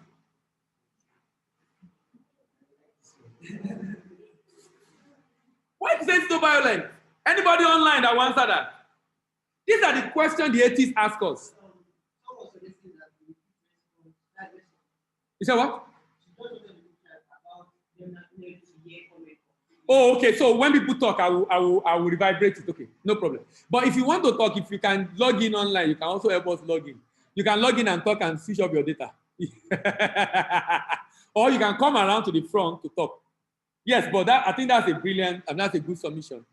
Miss Summer, how is US? Fine, Yes. thank you, sir. How are you? Fine, thank you. How is the code? We're used to it. You are used to it. Okay, I like that. Yes. I like that. Thank you, sir. Yes, who will answer that? Anybody from the online or offline? Why is Christianity so violent? Why will God give instruction to go and kill people if He's a good God? What do you want to clarify? I'm asking the question. Answer my question.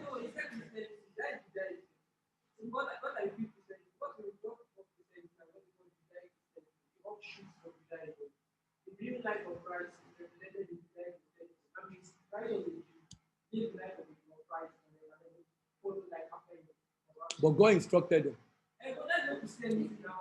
Okay, why does God? Is the God of the Jew God of Christian? Is the God of the Jew God of Christian? And so why did God decide to kill people? So, making a case for violence. We are once we understand what we accept to be violent, then if you think about it, the reason why we can sit down in the 21st century and say there was violence because we live in a world of, let's say, progressive order. We have law, we have order, we have police station, we have like civilization has come. So when we shot back to the medieval age, then it was kill or be killed. It was what? Then just keep the major difference was the sword. He said it was kill what? Kill or be killed. Okay. The survival time, right? Mankind was basically, all about wars, conflict territories, all about, so that's the kind of world they live in was one whereby, it's not like what we have now. So when God gave a commandment, okay, for example, the case for the Amalekites, when God was completely annihilate them. Back then, when I was about it, I was trying to be crazy. Because being able to compare the God of love and the God that others violate, I couldn't reconcile it. But what I could understand was the way they responded to things there. I mean, if it was let's bring that scenario to our time. Okay, one justice, right? These guys are done something we can appeal to the court of law. But then the only way of actually responding was violence, practically. According to the issue, I understand the only way of responding was violence. right? So, but it's not like God was supporting it, but that was one man to do. And God is not going to, he's not going to, he has given man free will, he has given man, he's not going to intervene in some ways. He's the one that told them to go and kill. Yeah, that's what I'm saying. It's what, so that point is, that was what they could do. That was what they could do. So, although it's also the case for self-defense. This one was not self-defense though. They went there. People were occupying there. They went there to chase them out. I think about explaining the way things were done about conquering territory. I don't know how you conquer territory and you don't kill anybody. You said you want to assault someone and kill yourself. So then it was the way they live. Kill the generation, kill the baby. As inhuman as that is in our generation. That was the life. So it makes sense how, that's amazing how God the human race from that time to what we have now. It's Jesus that caused it. I'm going to talk about it. You see bloodshed? You think it's just Bible? Go and read, check Islam. Go and check. It's a normal thing, just like he said. It's a normal thing. Now, he's right about the fact that, first of all, it's not Christianity that was killing. Jesus started Christianity. And since he started Christianity, apart from the crusade, that's the fight in the Europe against the expansion of Islam, who was going to overrun Europe. Because Islam, from Morocco to Egypt, to Turkey, to Libya, they were all Christian nations. They were all Christian nations. But they were overrun. And they were going into Europe. And they had to rise up and fight back. And fight back. But people will talk about the crusade, how that was violent. But they won't talk about how many people Islam killed before them. How many people Islam killed before them. But like I said, Christianity is not what killed. Most of the things you see happen in the Old Testament is not Christianity. Even though God ordered it, and he has a righteous purpose. Remember, he has a plan. And the plan was to preserve the race he was mentoring himself to save the whole world. So it's like, I need to save 7 billion people. But that might mean 500,000 people will die. To be able to preserve the people I'm mentoring to save 7 billion people. So it's now to ask, which one is better? To save the 7 billion, why the 500 die, or to lose those 7 billion? So the Israelites needed to be preserved. They needed to be preserved because he has worked with them for several years and he has a plan for them. And the plan is because through that lineage, Jesus was going to come to save the whole world. And when Jesus came, look at this, the bloodshed stopped. It is very important to know that the story of the Old Testament is not the history of Christianity, but rather that of the Jews. The history of Christianity starts from Jesus Christ. Even though the history of Jews have a lot of bloodshed, but that was necessary to preserve them in order to salvage God's plan to save mankind from the lineage of Abraham in line with his promise. So the history of Christianity is not contaminated with blood, as many claim to be, but rather Christ came to die for the sin of all mankind. Bloodshed was a common thing in Europe, not just in Europe, in Africa. Not just in Africa, in Arabia. Not in Arabia, among the Chinese. And these are more than what was recorded in the Bible. Much more than that. But when Jesus entered Europe, bloodshed stopped. When Jesus entered China, bloodshed stopped. When Jesus entered Africa, bloodshed stopped. When Jesus entered Nigeria, the stop killing of twins. Stop. Bloodshed stopped. Because Jesus shed his own blood so that all the bloodshed on earth will stop. So that all the bloodshed. So since everywhere Christianity goes, it stops bloodshed. People were not living again like animals, violent, survival of the fittest, kill me, I kill you. It wasn't the norm again, anywhere Jesus goes. By Jesus now, I mean the expansion of the gospel. We are going to get to the point of missionary who came to colonize Nigeria. You said what? Okay, sorry, I'm coming. You dropped a comment, right? He said, okay. He said, I think because that was how to dominate and show victory then, which is in line with what you said, and because of the consequence of their sin. Yes. Yeah, someone was something.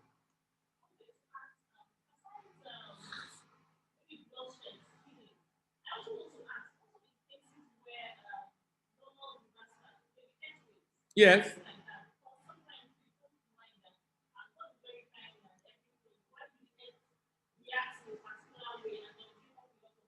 We are annoying Mother Nature. We are disrupting the ecosystem. There are so many things. Do you know how many boreholes is being drilled in different parts of the world? There are so many things we are doing that is affecting the ecology of the earth. That's why the concept of climate change, the concept of sustainability is a big deal in the world today. So most of the things that happen in the world, it's just like people saying, okay, I've not gotten to that question. The question that says, why did God allow bad things to happen to people? If he's a good God and has control over everything, why is he allowing good people to experience bad things? Eh? Okay, you want to answer? Okay. Yeah. So I think most of these effects are human effects. Most of these effects. So it's not like it's God that allows it. Exactly. We attribute to God as if God did it. We forgot that we caused it by our actions. We caused it by our actions, by the things we do, by the way we behave, by the way we don't take care of the environment, the way we cut trees and not plant a new one, the way we drip borehole indiscriminately everywhere. We caused it. We caused it. He didn't cause it. Why could God not just appear in the sky to show himself to mankind? Why does he have to be written down?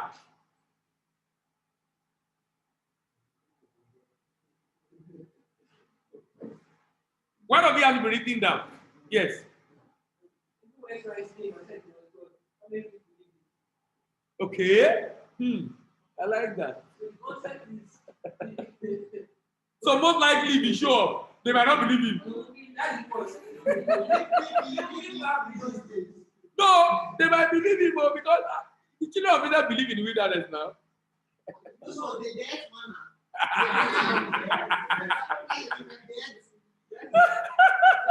they saw the next battle. So that progression, that is the revelation that he's talking about. Why just keep revealing like that instead of being written down? For reference. For reference. So that God does not need to be revealing himself every time. It's like a steady God to be performing miracle that was performed in the Bible. We don't need it again. It doesn't need to prove to you it's powerful. It's already written that it's powerful. If you don't believe it, your headache. You can worry with it. It doesn't need to demonstrate that it's powerful. It's already powerful. So if anybody don't believe that it's powerful, that's for him. That's for him. You said? Oh, it's not hearing when we comment. Okay, we'll just take the phone to the person. Okay. Bad thing happen to everyone, whether good or bad. God is in control of man's choices. God is in control of man's choice and action. Okay, I can't hear the comment. Don't worry, we are going to take a phone round that is connected that will help people to hear. Okay, I've answered that. What is the gender of God? They refer to God as he. Is he he? Is that not what they use? Why?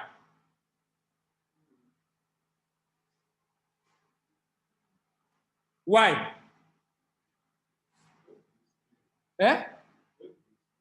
God is a spirit. I like that.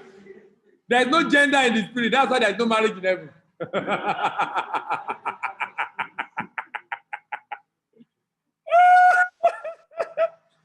No, but that's the reality. There's no gender. You know, it's funny when a guy is funny This is one of the things that Jesus brought. Equality of man. It's funny when a gender belief is superior to another gender. It's crazy. The only difference between male and female is your physical features. The spirit inside is the same. What makes man do something that women are not able to do as much is because of your motive. So when the Bible says a weaker vessel, which one is more useful? Which one is stronger, a stone or a laptop? Stone. Which one is more useful, a stone or a laptop? Weakness does not suggest uselessness. Weakness does not suggest uselessness. Weakness does not suggest inferiority. It doesn't suggest inferiority. In fact, it's a weak man that actually beat a woman. That man is very weak. That's why he raised up his hand.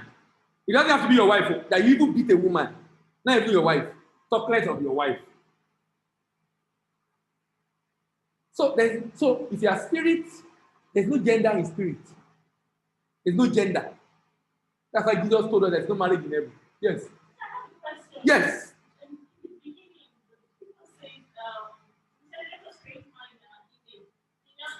Image, and he said, male and female created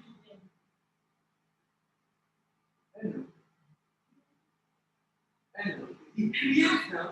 So the Bible also speaks sometimes. There are cases in the scripture where the Bible references God and male, and sometimes references like references. So that's why the person asked me, what's the gender of God? Is it male or female? But when you say male and female, that's the two. It's like I create a product, but the product has two variants. And I have that nature. The same is my nature. So what I No, you have some peculiarity as a female. As a female gender, you have peculiarity. I don't know if you understand what I mean. But the spirit inside that gives us life is the same. But I'm coming. As a female, so you have peculiarity like what makes you to be a female, which is predominantly hormonal and predominantly physical, yes. So I think God will make man. He didn't make us, for example, like he only gave us a picture of himself. So I think it's a summary of both male and female together. But it just I like that perspective. So that's my thought. That's why I don't have a gender. Okay. I understand what you said. He's talking about the fact that the two gender are in him because he gave it out from himself. The reason I'm asking is the creation process. God created man, right, in his own image, the spirit, and created earth and put man inside, right? So if he created two different types of suits and put the same spirit inside, how does that make it his own way? I don't get that part. No. We came out of him now. So if the spirit that represents a male and the female came out of him. So what he's saying is that the two of them are in him. That's what he's saying. I was saying actually. So he doesn't have a gender. The two are already in him. Because the two came out of him. But typically in the spirit there is no gender. They don't marry in heaven. Because some things people think they will have 70 virgins. That's a question, okay. Yes, who is asking the question? Why did God choose to reveal himself through a son, not a daughter?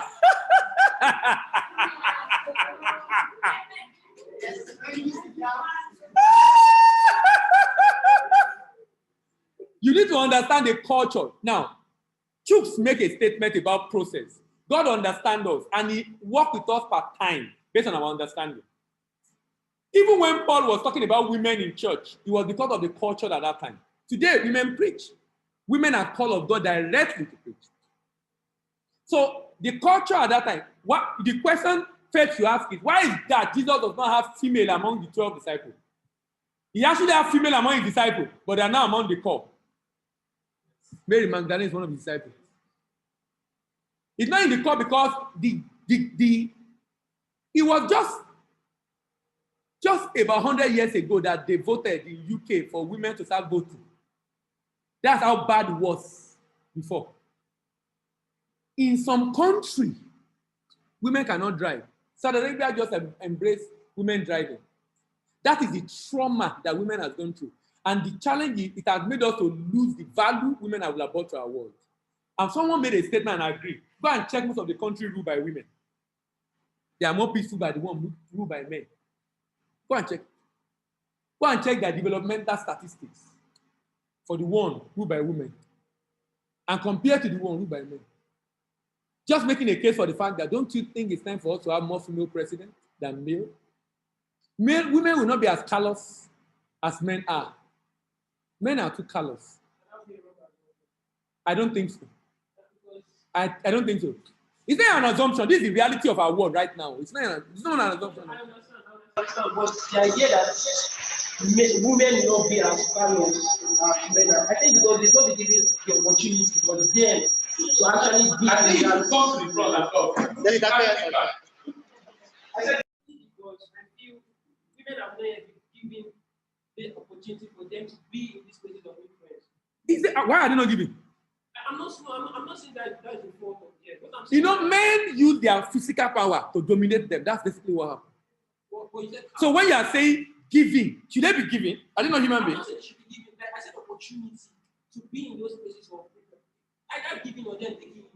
It's still got both sides. Because men have dominated for many years, men have more resources, so men were able to use it against the women. My opinion is that the aspect of callousness, like I'm talking about presidents. There are a lot of countries that you have very wicked presidents or very callous presidents. They are all mostly male or all males, not mostly.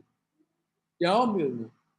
That's what I mean by being callous. Not that all men are callous. No, and not all men. I'm talking about the fact that mostly. Glory, you'll be around tomorrow.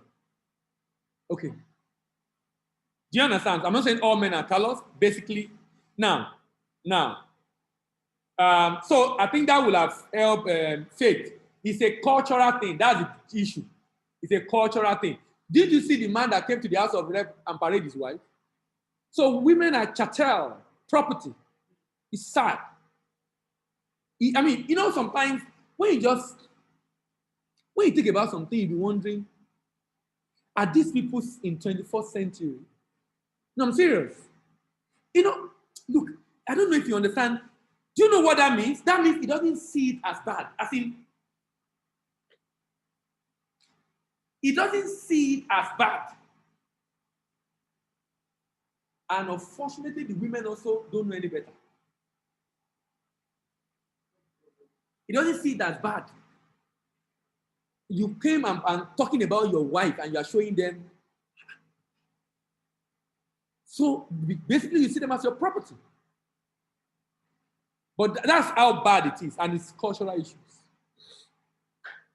Among them, there is sad. Even the educated ones sometimes. When I was serving, I had a female colleague who was serving in the same place from Niger. She was from Niger. And we're discussing. So a guy in the school wanted to marry her as second wife. No, a guy in a bank in that local government wanted to marry her as second wife. So she told me about it. And I asked her that, why will you accept second wife? She said, it's okay now. I rest my case. He's a graduate of English. wow. And we're serving together. So you can see that he doesn't see anything wrong with it. So I can't argue anymore with her. I could not. You know why I got to know? She was not happy. I said, what happened? The wife, first wife, that guy lived in Kano. We were serving in Bininkulu, about 2 hours drive. So that guy, he called the guy regularly. So he now called the guy. The wife picked. The wife lambasted her. He made up her mind that no, he can't marry her. Oh, Wally. So he said no, he's not interested again. So I now said, wait, do you want to marry him? He said, yes, now. Because in his own house. Father married 3-4 wives now. So what are you talking about? So it's normal. Why is it that most, especially in culture that are not so liberal, like conservative culture, we find out that so many of the time, culture trumps knowledge. Like Culture. the very culture of the environment, eventually, you subdue another culture, regardless of how far you are going. Is it really culture?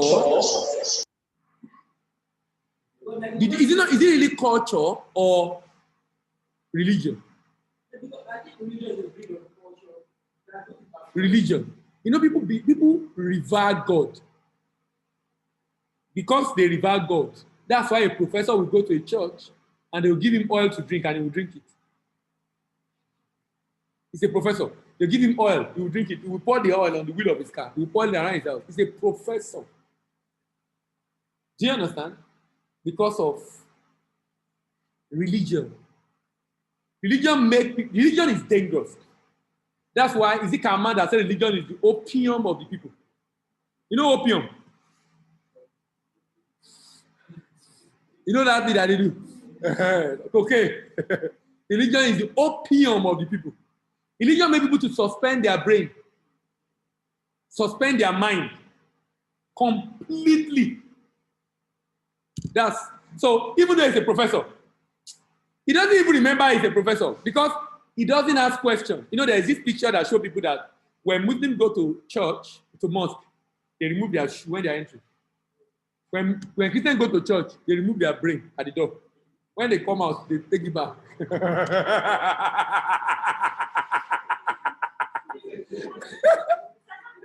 Go ahead.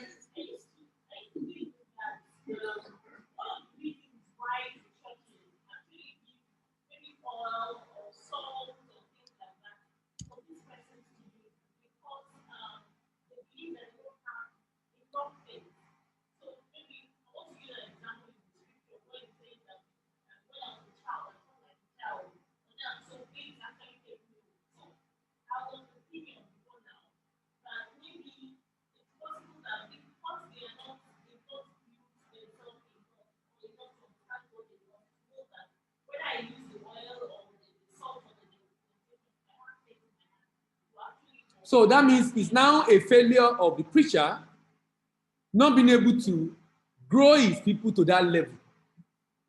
Worst case, he should pray for them rather than giving them oil to be leaking. So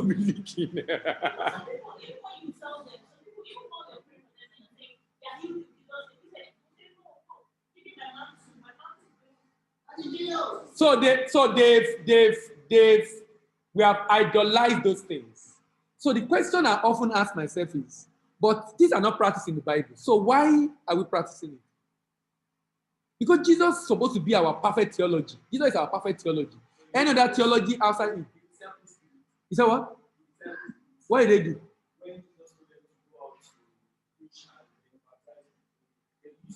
Where? Please look for it. Look for it. Look for it.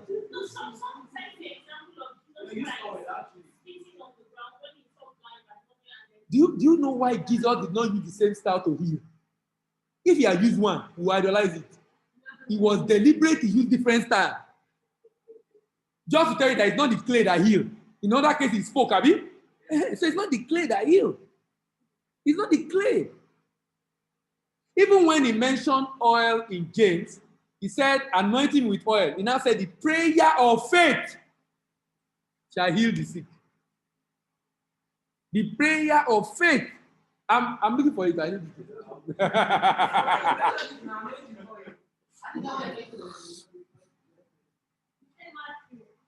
I want him to help. You can search it now. You can search it on your phone now. If there is, I would like to see it so I will know what he said. He said the prayer of faith is what will heal the sick.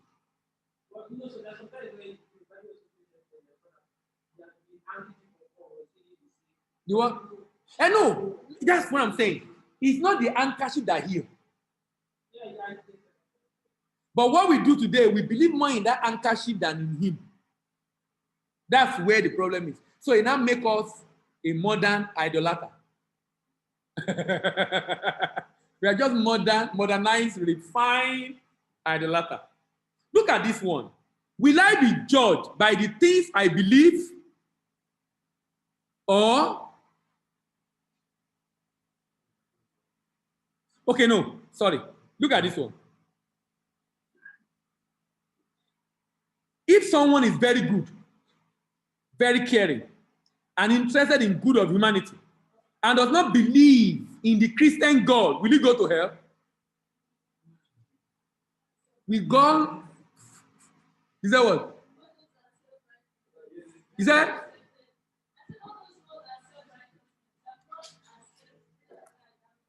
So,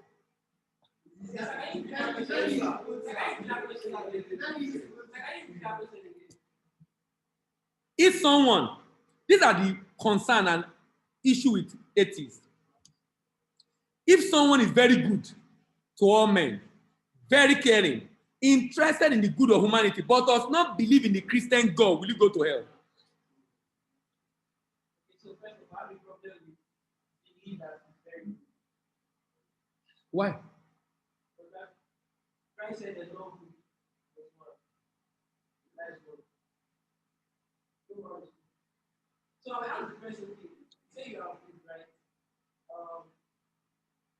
What is the standard? What is the standard for good? Because The standard of good is that Sweden, leaders are very good. Their people are living, they are the happiest people, highest standard of living, human development index in the world. They don't just revile human. Even dog must not fall sick. They will use ambulance to carry him to the hospital. Dignity for human life. Is it you here? You will say you are good, and your country is like this. No. Your country is like this, and you are good. No. You are good, and your country is like this. Is it who define a country? Is it the individual that define a country now? Individual define a country. So whatever you see that makes Sweden good, and make Norway good, and make them Scandinavia country having consistently highest in human development index in the world, those guys are good. Yes, sir. So does that make them make them? No. That's I'm asking you the question. Is that what?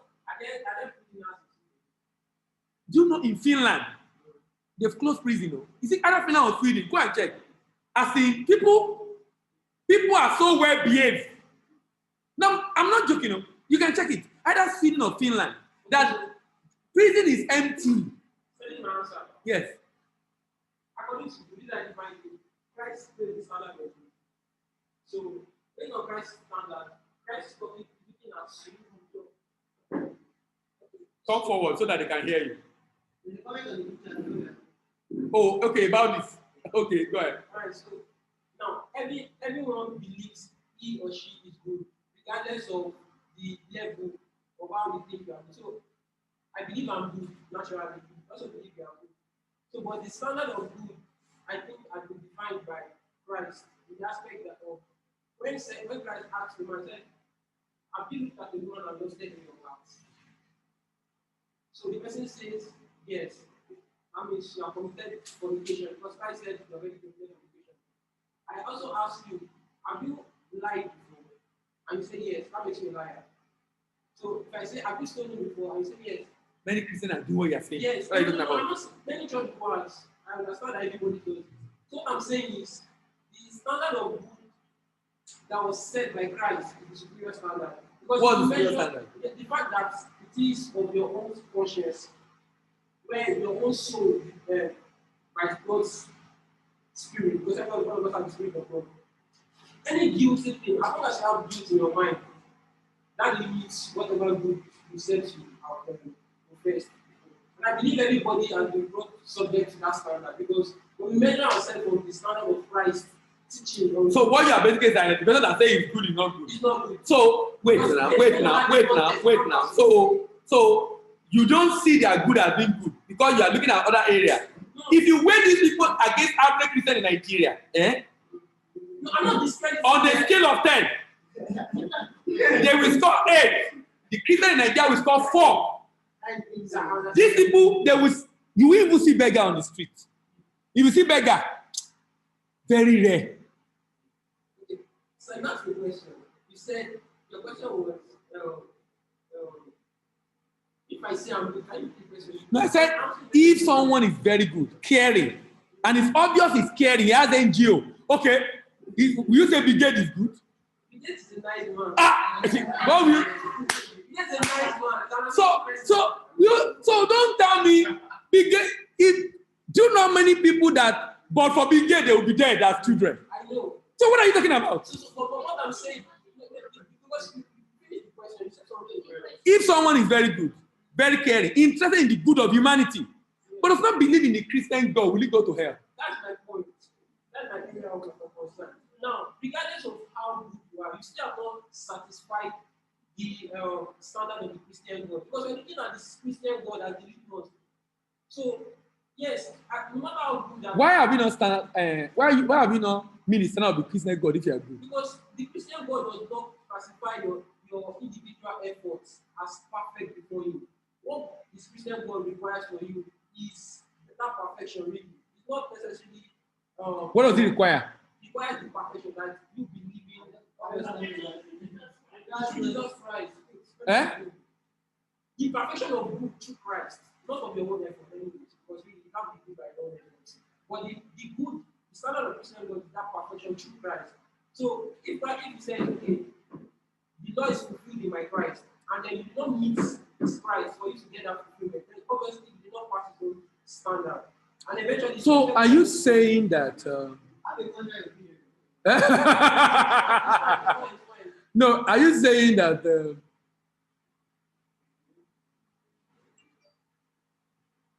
Believing in this Christian way is the only way people will make it to heaven. Yes. Okay. I'll come Yeah. to you. Who said yes? Someone is saying something here. Except I like this one.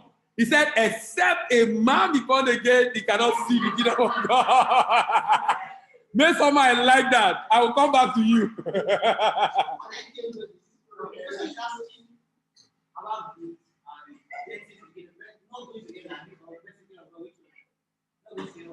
Going to hell, going to hell. Going to hell. So, before Christ came, the people there, they were good. Are they going to hell or not? Yeah. So, from that perspective, was there a standard then for deciding who go to hell and who go to heaven? So, and that's not as simple now. Also, the fact that there are people that may not have had of Christ.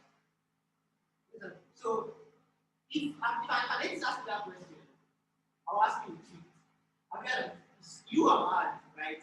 And So you are out of the number. so you are not talking about. So, the challenge, so to me, I think we just for church, we should let to go. Because That is what I think you should. You know why? Jesus said, I am the way, the truth, and the life. He said, no man comes to the Father but by me. The only one all of us know is the way. Many of us don't know the truth or the life. Some people will discover God through the truth. They will discover Christ through the truth. They will discover God through the truth. They will discover Christ through the truth. They might not call him the way you call him. They might not call him, they might not even probably have read the Bible. But you know, in this life, if you are searching for truth, you find Christ. Because Christ is the truth. That means there's a blind side to that. I'm coming. If you are looking for truth about God, I'm talking about truth about life, how life works and God. There are different truths. If you understand what I mean.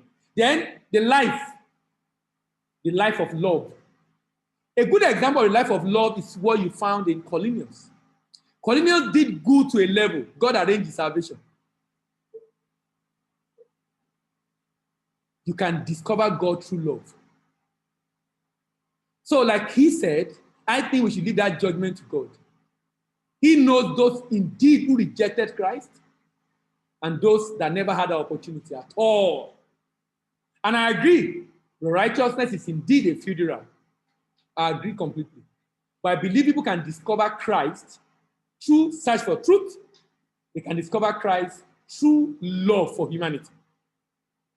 They can discover Christ, not necessarily through the Christian way of go born again, come out, convert, but they will still discover Christ. They will still discover Christ. Christ said, I am the way, the truth, and the life. No man come to the Father but by me. No man come to the Father but by me. I'm coming. So I can discover Christ. And the beauty of Christ is that he will teach me what I need to do. And I might do what I need to do to make heaven, and I will not step into a church. Am I making sense? Are we together? Some of you are looking at me like strange. So are you telling me that God cannot appear to a Muslim person in Saudi Arabia who is going to, hold on now, who is going to make heaven and he never been to church before? Unless, Yes, no. now. Yes, I will allow you, please. Miss Soma, I will come to you. I'll come to you. Do you understand what I'm saying? What I'm trying to say is that at the end of the day, they don't believe in the Christian God, the way we picture. You know, there's a way we present God. You don't understand? There's a way we present God. God, you know, that's not the name of God, though. God is English word. Though. Sure, you know. I hope you know. Uh-huh. And there's a picture we have of that God. The Jews believe in Yahweh. Right? They believe in Yahweh. So when you say Christian God, there's a way Christianity creates. That's why I said the way of Christianity, the way we believe God. And that will lead you to Christ, no doubt. But people are discovering Christ in Middle East in search for truth. They are discovering Christ. And that's driving them to go and read the Bible.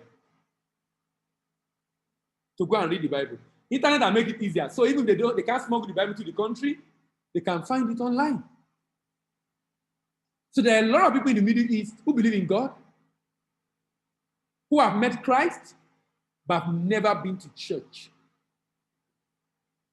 So that's why what he said about the fact that it is important for us to note, make some man come in, please, that those who go to heaven or hell is in the hand of God. It is not important, it is also important to state that God did not want anyone to go to hell, and hence he made a provision for salvation and eternal well-being of mankind. God cares so much about people who don't believe in him, such that he came to die for them. So I know that God is going to fix that issue, and he's going to do it in a way that he will be just. And he made a statement about that. He will be just. He will be just. That means the person must indeed have rejected Christ. He had the opportunity to meet Christ, but he rejected it. But how about people that never? How about people that never? You will be judged by whether you reject the provision of salvation that is made available to you. Those that never get to hear about Christ through the Christian way can still have access and find Christ through the search for truth. And those who strive to live the life of God, which is the life of love, can still find Christ along the way. And if they find Christ, Christ will lead them to God. Miss Soma, let me hear you now. Miss Soma, go ahead, please. Good morning, sir. Good morning, everyone. Okay, we are in the evening here. I know you are in the morning there. Go ahead. Okay. Sorry. Yeah. Can you raise your voice a little, get close to your mic so we can hear you very well? Okay, can you hear me now? Better. Okay. I appreciate everyone's comments. They've been very enlightening and edifying too. And I think you've really said most of the things I wanted to say. But I just wanted to add that, I would like to add that church is not even, it's just the word. It's not a building. Yes. It's a group of people. Exactly. So in a place where, or a country or a state where you don't have that building, yeah. or people cannot even practice Christianity yes. in the open.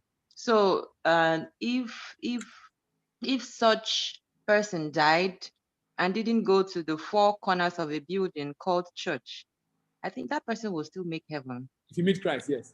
Yes. And you know, one other thing is when God when a person is really seeking for truth with all of his heart, like really wants to find, God has a way of connecting them, just like you said. Yes. Given the instance of Cornelius. And when God does that, he leads them, he finds a way of leading them to maybe a group of people with like minds that would help the person out and guide the person in the way he or she should go. Yeah, thank you. Thank you very much. Mm. Will I be judged by the things I believe in or by the things I do? Will I be judged by my faith or by my act?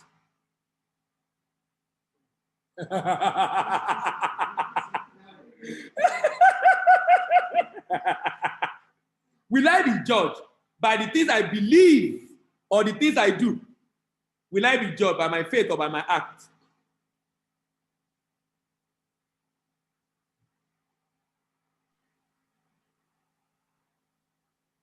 All of them, I think we're answerable to all of them. Go ahead, Miss Oma. I think all of them, but the first is we're going to the first thing is okay. Your stand is your name in the book of life, because in Revelation the Bible makes us understand that there are also other books. So, and those books contains our acts or our deeds. So we're also going to. So we're not called to. Christianity is not just. It's not. It's not. I don't like to call it religion. I call it a way of life. Yeah. Because that's how you're expected to live. So if I say I'm a child of God, the first thing is, okay, I have accepted Christ as my Lord and Savior. Then the next is, am I living the lifestyle of Christ? So am I loving my neighbor? Am I being is it indolent or insolent? Am I, or are there still other things in my life that that does not really please God? Yes. So we're going to be judged by all of them, all of those things. So, I mean, that's, I think that's where the Bible talks about different crowns and different stars and all of that. All right. Any comment? Yes. So, I'm of the opinion that Bible said faith without works is dead. Okay. So I believe your action will prove of your faith. Okay. So when you believe is different from faith. So I believe stuff where your faith is the essence of your belief anyway. So I believe that your action really matters. And also the aspect that I think. So which one is more important? The faith as is the most important, because eventually it leads you to action. Like faith combines both of them. Both of belief and your action. It's important for everyone to know that no amount of good deed will actually make you clean before God, the Holy God, because your righteousness is actually like a feeding rag, actually. So even when you have not done evil by commission, you could still have offended people by omission. And so your righteousness is not enough. So you need help. So it is not about what you believe or what you do. It is about God's qualification. It's about trusting and receiving the help that you have been offered. Trusting and receiving the help. And like Ms. Oma said, if indeed you have received it, there should be a change. So why don't you think there's a big challenge with the concept of Christianity in Nigeria? That people are born again, but have you wondered why the society is so bad, despite the number of people that claim to be born again? Or despite the increasing number of churches? Have you wondered why? Plenty reason. Give me an example. Like when you're talking about it, I was thinking about maybe then someone is born again. I was like, oh, there are also ministries that tell us that when you're born again, when you're that once you are saved, you're forever saved. So then the people understand what it is on earth for. So all those challenges come together and create what we have now. So only a couple of people that live in this part of the world, we are born again, right? But the whole essence of what it means, the whole essence of what it should represent is not even emphasized the way the people they make part emphasize. And don't forget the escapist mentality that we are trying to escape from. case of just getting to heaven, right? Not against nothing and move on in life. These are some of the challenges I take. Okay, so people are not really concerned about the life. They are only concerned about heaven. And how do you get to heaven without living the life?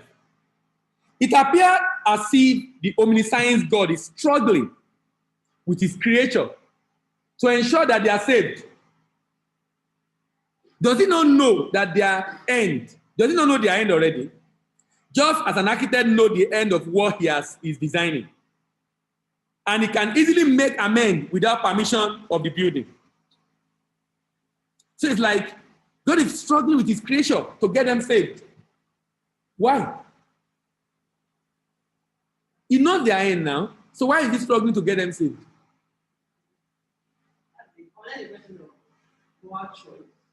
You say what? The example you use based on architecture. Like design a building, right? I ask my teachers, right? Well, the people living in the building try to use it in ways that don't follow my manual or my recommendation. The building might not last for 50 years, not like 50 years. What am I saying basically? What has created a man that has free will? Yeah. So it's not like a battle. So I don't like a battle between the creator and the creation. I see it as I'm giving you this. Choose what you want to do. I mean, that's the essence of why I don't make a robot. Yeah, so that's the idea. Yes, I agree with you also.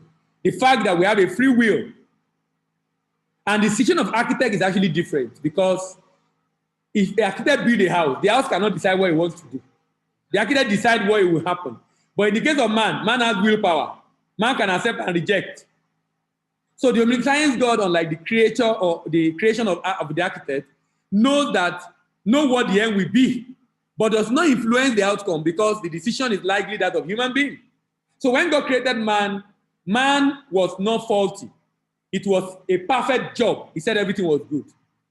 But the person responsible for the deprivation of man is man himself. That is why man must participate in the salvation by also making the right choice. Because man made the wrong choice for the fall of man. So man must participate in the creation. Look at this one. What is the value of Christianity to the world? Because it appears the world is worse off because of Christianity. What's the value of Christianity to the world? It's like the world is worse off because of Christianity. By the way, I have 50 questions. We'll stop at 10 today. So obviously we can't finish at this program. So maybe we'll find out that time to finish. Go ahead. Yes. What's the value of Christianity to the world?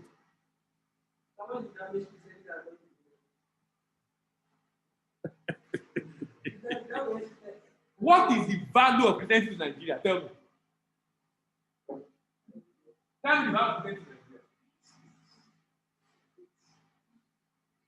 What's the value of Christianity to Nigeria? Nigeria. How does Christianity make Nigeria better?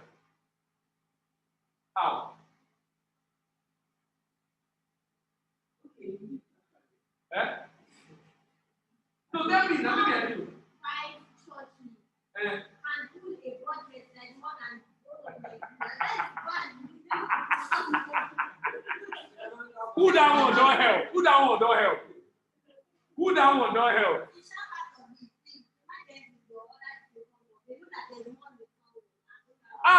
They know that. If they know, government will not be borrowing. Government is borrowing because they are not ready to give the government. The government are borrowing. Government is borrowing our future away. Do you know how much Nigeria is owing? We are getting close to $30 billion.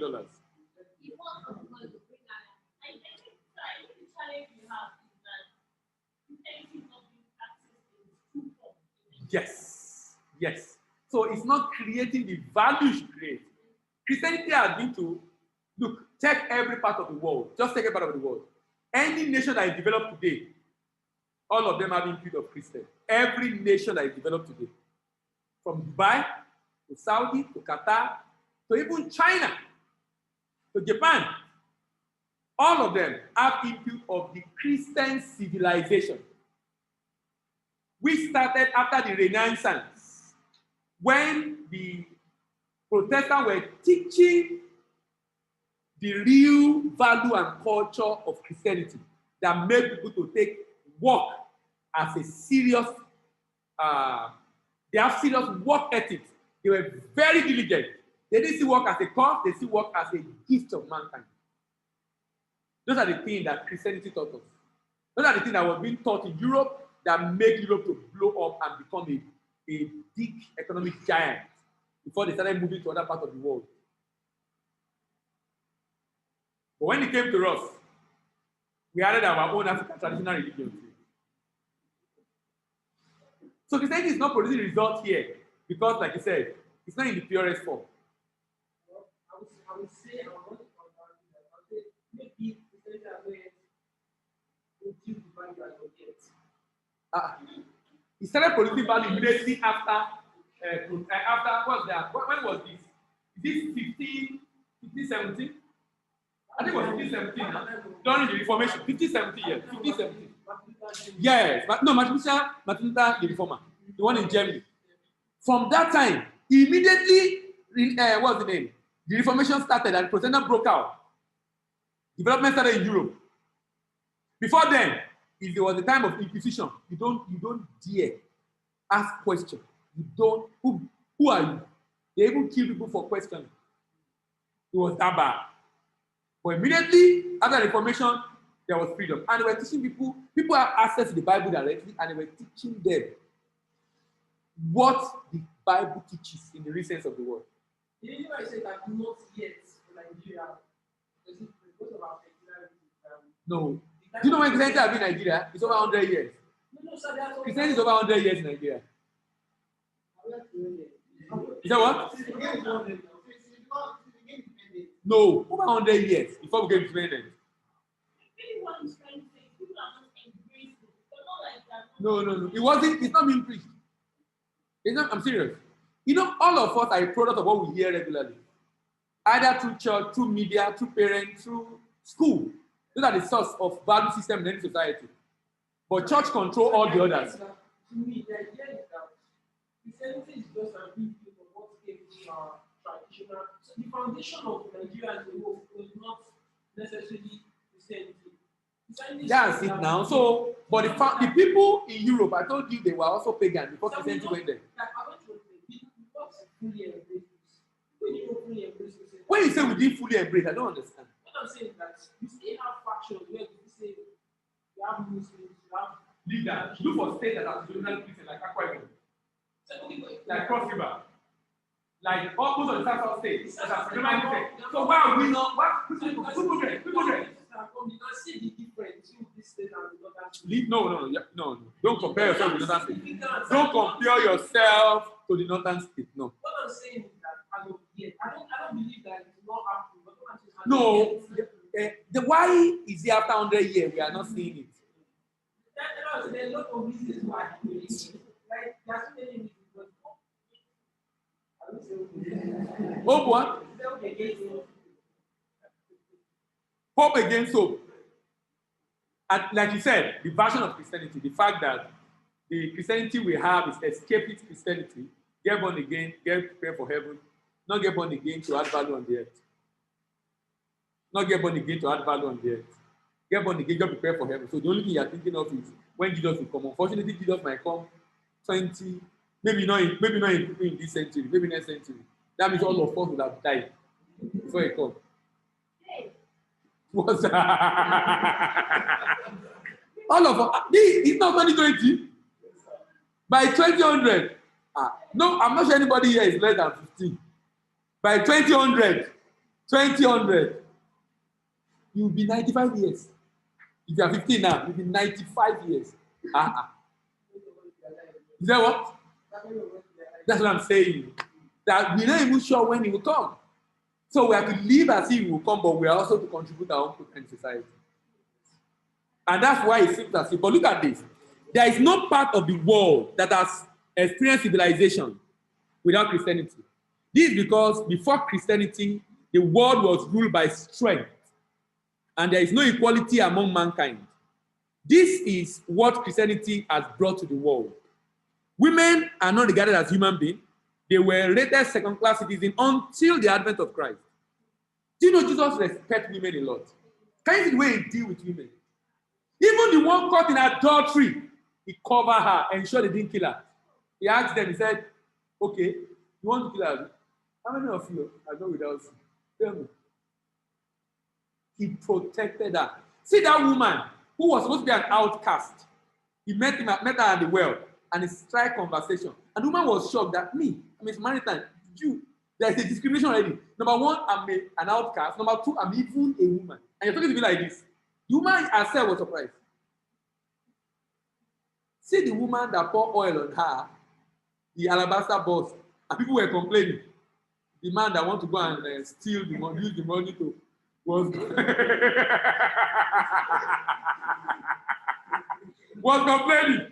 And Jesus said, no, this one is due for the purpose of my burial. And we are still talking about her today, just the way he said about her. Jesus respects women. Give them, appreciate them. No, but that's the reality. That's the reality. And that's what Christianity portrays. But not in other religions, not even in traditional religion. Before Christianity, the whole world functioned through conquest, like Chidi was saying the other time. And the more wicked you are, the more land you can conquer. Napoleon said, all the great men in history, only became great because of their conquest, their strength and power, and which is through wickedness and destruction. But the only man that have been able to conquer the world without sword, but with love, is Jesus. He did it not through destruction, but rather through the power of love. It's love for mankind that make Europeans started inventing. Most of the inventions that were done were because of love for mankind, to supplement mankind, they started those inventions. Before Christianity, many people never believed that humility, love, and honesty, and equality of mankind, and honoring one another, will make the world better. But Christianity proved it. Christianity proved it. Christianity proved it. Let's take general questions so we can close. Transatlantic trade. That's what we'll start with tomorrow. The trade.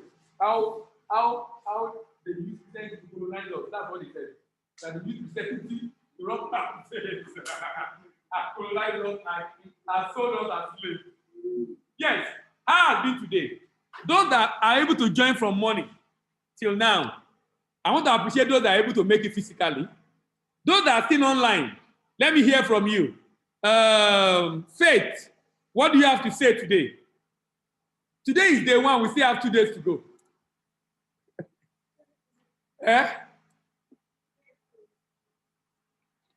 Hello, Faith. Are you there? Any comment?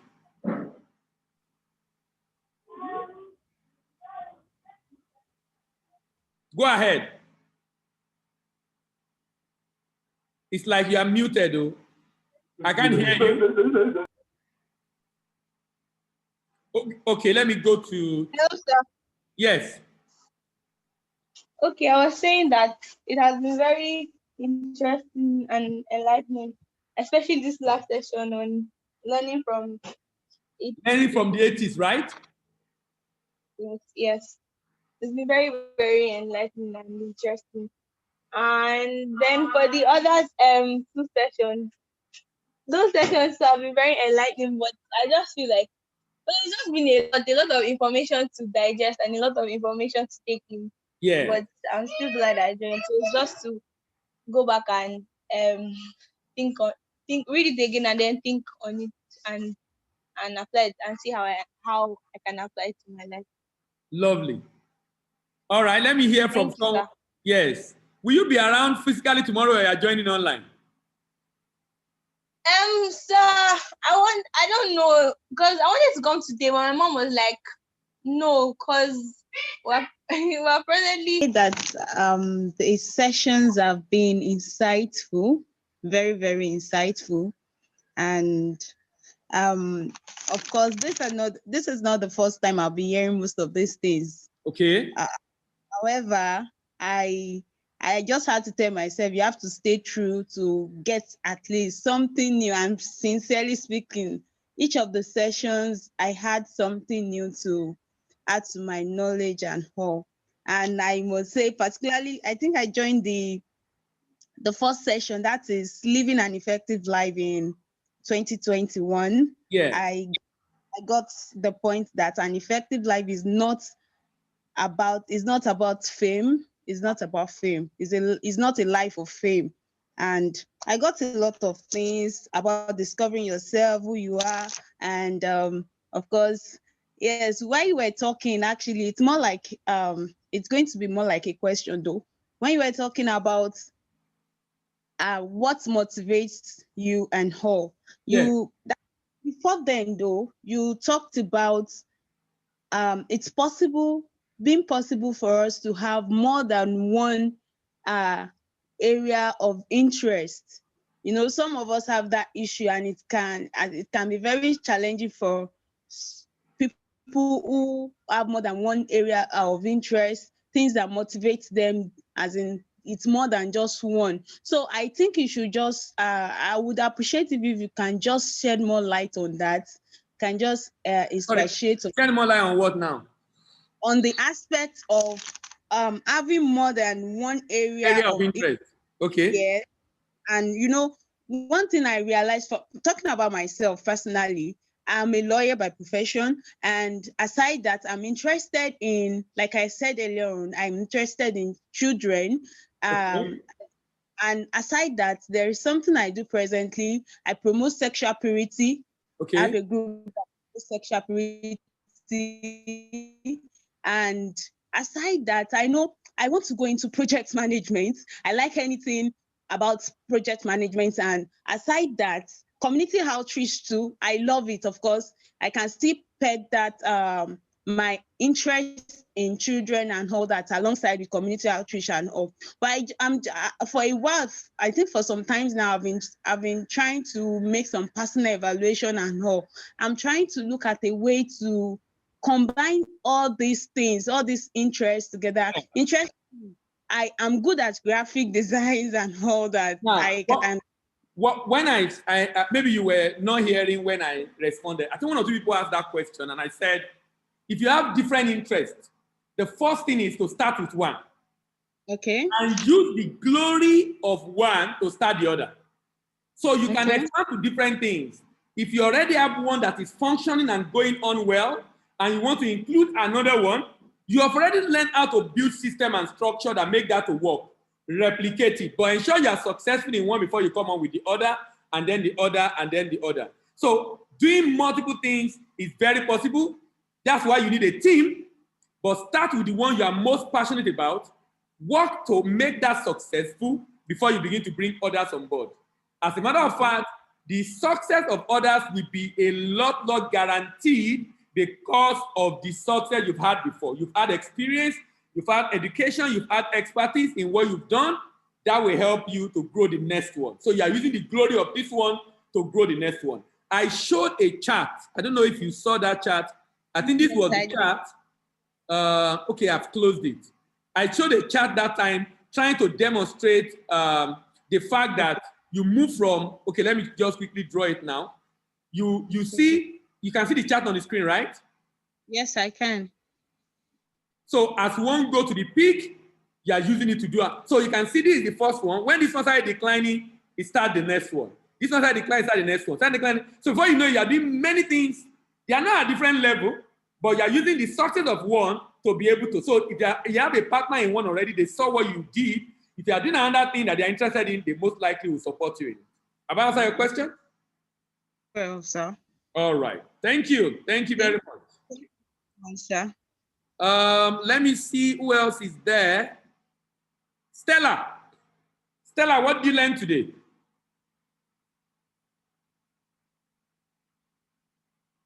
Hello, Stella.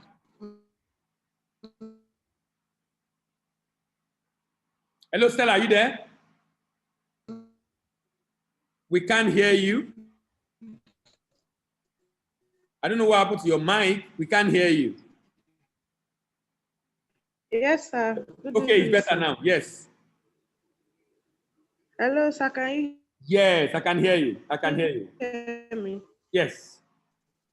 Yes, sir. I'm speaking. Good evening, sir. Yeah, see what? Breath is a sign there is something higher to conquer.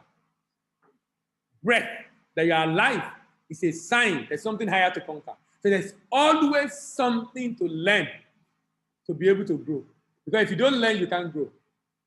You can't grow. And then the last one has to do with the question about the cases, because those questions are very practical for them. Most of us might have even experienced people ask multiple atheists, people Christians. Christian, yeah. Other Christian ask you the same question. Why is not blessed? God is blessing you, but not blessing that one. Who can answer that question? Who can answer that question? God is blessing this, God blessing this, God. Why is God not blessing this person? Definition of blessing. This one can afford all, he can pay his bill, he cannot pay his bill. If you are looking at the definition of blessing. So the issue is the person saying God is blessing, God is blessing. What he's not telling you is what those people are doing. He's not saying what they are doing. He's talking as if they stand there and fold their hands and the thing is dropping on their lap. That's the picture he's painting. Is that what? Yeah. Oh, unfortunately, couldn't hear. She said, this person is, she was just emphasizing the fact that even among Christians, those questions we are asking are critical questions we need to answer. That among some Christians, they will say, this person is being blessed, this person is being blessed, this person is not being blessed. Why? So I now ask everyone here, why? Why someone else said, definition of blessing. I said, blessed in this world, he can pay his bills. Eh? What about healing? Okay. It's not being healed. Yeah, so it divinely, right? And maybe, God is not a waster of his resources. If you know the history of Nigerian Christianity, in the 70s and 80s and 90s, miracles were more than today. Do you know why? The technological advancement to solve problems of health is better today than before. So immediately the solution has been sent down from heaven and man have democratized it. We don't need miracle again. We don't need miracle again. Do you know that God used miracle to give the children of Israel food throughout wilderness? The day they step into Canaan land, the miracle stopped. Do you know why? God is not a waster of resources. Go and walk and make and eat. Because then you were moving up and down. But now, you already have a house. Now, go and walk and eat instead of depending on miracle. So there are solutions. There are problems before that without technology, you are useless for life. Today, technology can either reverse it or help the person to still be useful to human being despite the challenge that he has. As a result of that, you don't get to see a lot of miracle again today. Those anointed men of God are still very anointed, but God will not. Because God is not that do the miracle. Forget about those fake ones that we are seeing over that one. You will see as much today. Not because God does not, but God, because God does not want us to live on the currency of miracle. He wants us to live on the currency of the law of cause and effect. He wants us to live on the currency of diligence, productivity, so the world can be better off. If a man of God is so powerful, everybody that he comes to heal, the day he dies, what happened? Healing is going to be. But if you build hospital there, hospital does not fail. If you call malaria 10 times, you will heal all the malaria. Hospital is a system. If you plug into the system, unless it's outside the power of that hospital in terms of professionalism, if it's what the hospital can handle, maybe diarrhea, cholera, malaria, if 100 came, they will all be healed. But the man of God has died. But the hospital that a man built, that the man has died, though, the hospital is still healing when he's gone.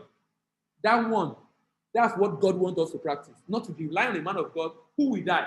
It's good to perform the miracle, but we should not rely on it as the only source. God made other sources available so that when those men of God are not there, we still have answers to solution of man problem. So if someone is not healed, don't rely only on prayer. Maybe there's a medical solution. If a medical solution, then there's no point. Don't waste time of God on praying when there's a medical solution. If you can't afford it, maybe God can provide that. If you cannot afford it. But if you can afford it, or you have people around that can help you to afford it, God might not answer. He might not answer. He might not answer. He might not answer. Why? There's a solution. You know why this principle is so important? Jesus Christ told the disciples, during the disciples, can you remember the story of rich man Lazarus? Do you know that when the rich man was tormented, when he was very thirsty, you know what he told Father Abraham? He said, please send Lazarus to go to the earth and tell them, because hell is real low, so that they won't come here. Do you know what he was told? He said, they have Moses. They have Elias. God will not send someone from heaven to come and tell you when someone is telling you here and you receive to hear. So he doesn't waste his resources. If there is a solution close by, he won't use miracle to tell you when there's a solution. Just read a book. Just go to the hospital. There are some people that have died because of malaria, even though malaria can be treated. They are believing, they're having faith. And the red blood cell is being destroyed every day by Plasmodium parasite. Every day, till the person become anemic and die. But 1,000 naira at a quick, we take care of it. What you don't know, what you don't know is that every good and perfect gift is from God. Any good thing that mankind do on the earth, God made it possible. When God wants to release any solution to the earth, look at Corona. Corona is the best illustration for me. I'm asking myself, why is it that we are not talking to our pharmacists to see how they can find solution to Corona? Why is it that we are not the one that found the vaccine? Because the way we think here is different. We are only looking for miracle. But you know what? God wants a vaccine. He will release that knowledge to someone who is ready, both in capacity, skill, competence, and even resources. To be able to find that solution, so that one man will not have to be praying for millions of people. With the drug, billions will be vaccinated and they will be healed. Billions. Imagine one man praying for billions. How will he do it? How will he do it? So God is a God of system. God does not cause rain to fall. He put a system in place. It's a water cycle. It's a system that God has put in place. That's the way God wants us to operate, to work based on systems. That way, we will not rely on him too much. He doesn't want us to be calling him for things that there is solution on the earth. There's solution on the earth, so why are you calling him? Have I answered your question? Yes. Yeah, sorry, the question is actually related to healing, yes. Yeah. Another question you have. Yes, because I'm only like concerning that. Now, if a believer now tends to have much faith in God, Who has more faith in God? exactly, dies ignorantly. Yes. The fact that he or she He didn't go for. exactly. Yes. Such person goes to He didn't do any. He was just ignorant now. Ignorant is not a sin now. He was just foolish now. Well, and a lot of people have died like that. You know, all those people that don't take a blood transfusion, a lot of people have died because of this. It's sad. It's sad. It's sad. He said what? Restore. Restore. That's left for God to do. That's left for God to conclude, rather. Yes, you want to say something?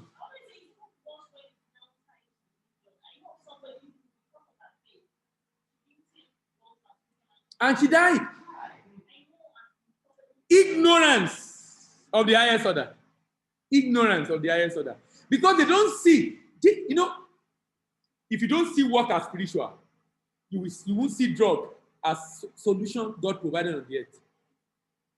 If you don't see work as spiritual, God is the first, that God created work. God is the first that gave work to Adam. And God is a spiritual God. Work is spiritual. Work is a tool of God for mankind advancement on the earth. And through work, we have provided so many solutions to mankind on the earth. So if you don't believe in drug and you have so much faith, and those that take drug, you believe they don't believe, no problem. That means God made solution available. You are like the man who is in hell, the rich man, and telling God to send Abraham to send Lazarus to go and that's exactly what you are doing. And he will not do it. Why? He will not compromise his principle. Go and do what you need to do. rather than expecting him to come and do work. And it's called the law of personal responsibility. God will not do for you what he has given you power and strength to do for yourself. He won't do it for you. Under no guise will he do it for you. He would rather you do it yourself. Many Christians don't understand that principle. And it's causing frustration of many Christians. It has made some people to backslide. They don't believe in God again. Because their pastor told them this is what God can do. But God refused to do it because there's a solution on the earth. Instead of going to read and learn about that solution, they are expecting God to come down and do it, and God refused to do it. And then they said God is not real. They went away. Yes, Lois. I'm happy you came. I'm meeting you for the first time. What have you learned today? It's so educative. I love to hear that. Fantastic. Oh, you wait. In which hotel? So I can come and eat. Okay. So you do it for yourself now.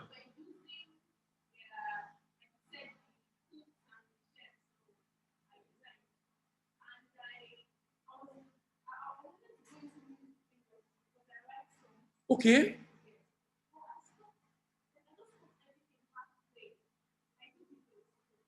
You do?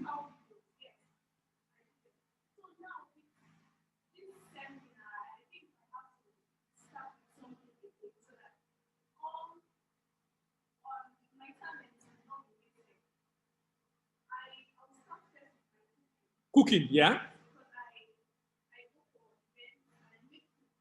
Wow.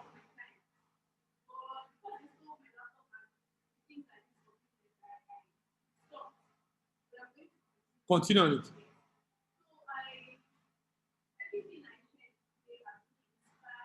Fantastic. Fantastic. Fantastic. So it's worth your while. Fantastic. Fantastic. Thank God you're invited. Are you serious? Theophilus, we are clapping for you here. He said you made her, you literally drag her to be here. As in you use rope. You are coming from where? Which part of Lagos? Fadeyi. Ah, okay. It's far. It's Fadeyi. Oh no, it's not far. Fadeyi is there. Yes, good to hear from you. Yes, Chooks.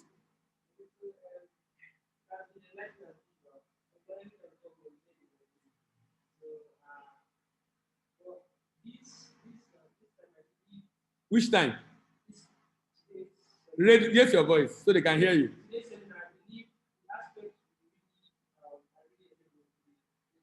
The Atheists. How many of you enjoy the Atheists?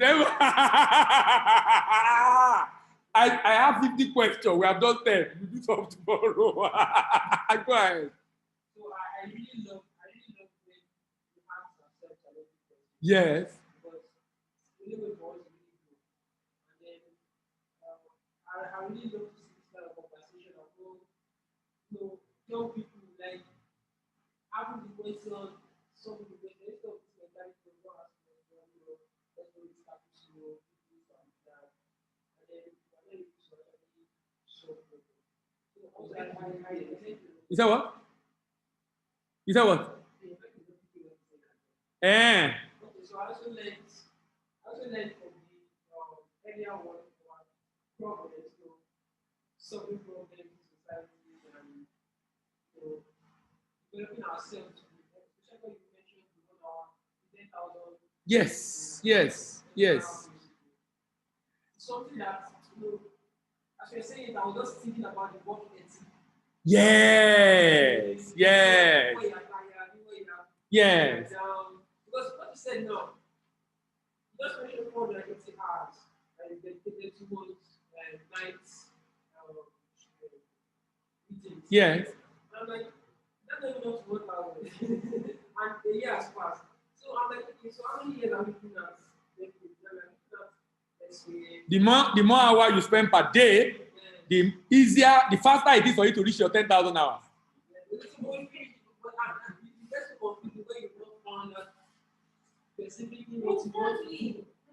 Is that what? I said it becomes more difficult when you not keep it specifically to what you want to do. That's why it's a disaster for you to spend that 10,000 hours on what is not your area of calling. So it's like I'm just wasting my time on things that, and I can do that learning on a job for 10 years. No, there's nothing wrong in working. When you are working, define it in terms of time, in terms of reason. Are you doing it to survive? Or you are doing it to learn? Or you are doing it, and for how long are you doing it? Is it for 1 year, 2 years, 3 years? So that you can raise money or learn or do something to do what you want to do. Not to be there for 10 years, 15 years, 20 years. In fact, in my opinion, max 35. I would recommend 30. But max 35, you should have resigned from any work to focus on your destiny. Either it's social enterprise, a business, whatever it is that you believe you are called to do. Mass. Those are real questions that people ask. Unfortunately, few are equipped with the right responses. Yes. Yeah. Real question that people ask. But like you said, someone was telling me there's a particular, some girls, they come for this. We meet, at some point we're meeting every 2 weeks or every month. So those girls, they were not around today, maybe they were around tomorrow.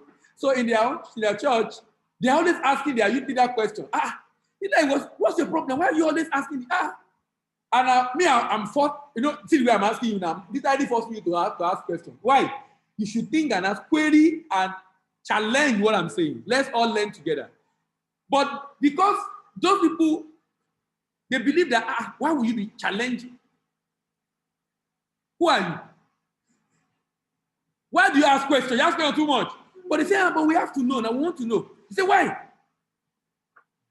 So they always have an issue with that person. They came to me that, when they told the person that it's because of me, apparently the person seems to know me.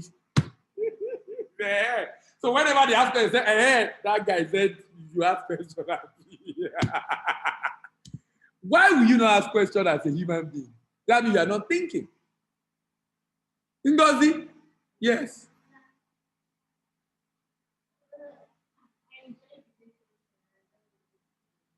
You enjoyed today's session, huh? Good.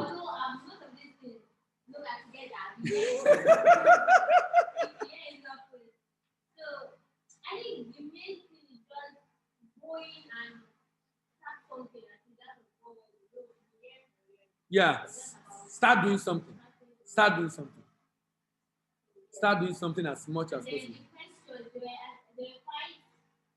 Intimidating because they're not only that I could answer at a glance. I have to get other people to opinion. The questions are intimidating. I'm trying to help you echo it so they can hear you.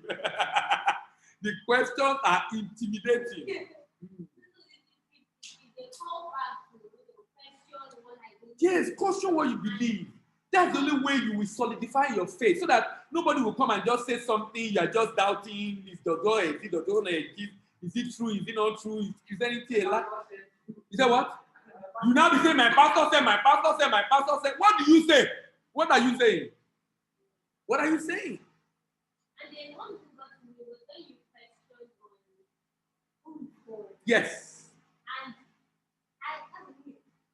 for how many years? At the end of God. Why did you just think about yourself?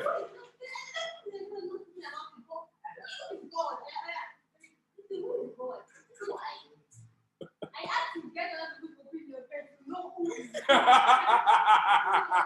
another question I was because it's a call, it's a charge. Yes.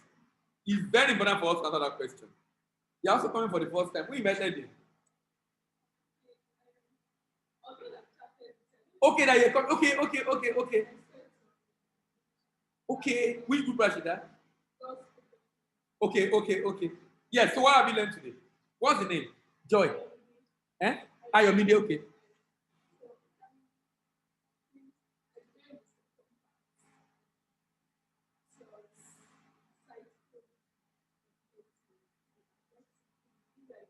It was insightful and educative, yeah?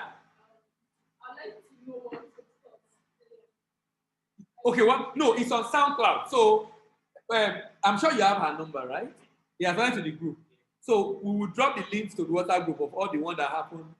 Everything will be online on YouTube and WhatsApp group tonight, or latest by Friday. But let me see what happens tonight. To have them, okay. Are you on SoundCloud? You can download SoundCloud on your phone. It's an audio app, so you can play it from there online. Yes. Yes. How about that one?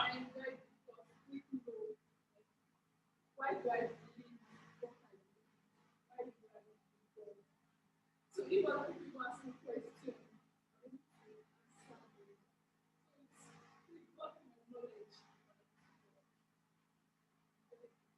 It's going to get tougher as we go into the future. People are beginning to question the authenticity of Christianity altogether. And your children are going to learn it in school. You are going to have to answer that question either directly for yourself or for someone else in future.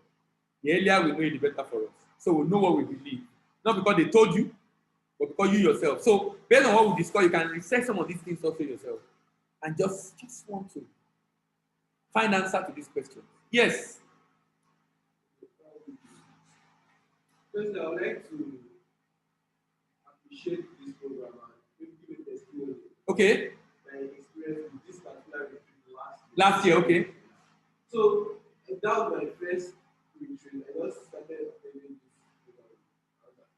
So after the retreat, I did not be attending the regular daily program because of my kind of program. So I don't think I'm working that. So, but I just realized that the impact of this program has really changed some perspective, even in my career. Okay. I'm a developer, so and I find out that despite the pay or something, I prefer working to create value, and that's one thing I get. You should live your life to create value, and from that value, there are a lot of things that will follow. So that's one testimony I have. So today I was able to learn about that is this definition of good from the definition of Jesus Christ. Okay. Yeah. So I question myself, or I question people that question maybe some things I do. Right? Maybe when it comes to okay, when it comes to hairstyle now. What's your business with the hairstyle? What's your business? There are a lot of people that have issue with it. That attack you because of the hairstyle. Because of the hairstyle. They say you are worthy or stuff like this. You're dressing us. So I question myself that, is it not a human being like me that designed this for me? And everybody decided that, okay, look what standing, good one. It's just like saying, you know the way they define beauty for ladies now? When they are doing beauty contest. Figure 8. I forgot the name. The straight legs. So, wait. So those that have bow leg or K leg, so they are not beautiful. Until you pick the picture of your future from the scriptures, you will live someone else's life.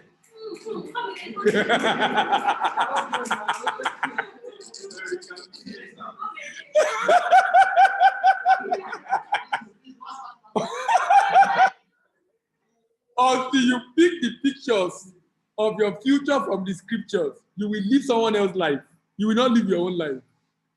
If your definition of beauty, your definition of everything is not based on scriptural definition, which is the truth, but on the definition of the society, if that is what you are living by, I'm telling you, you'll be frustrated.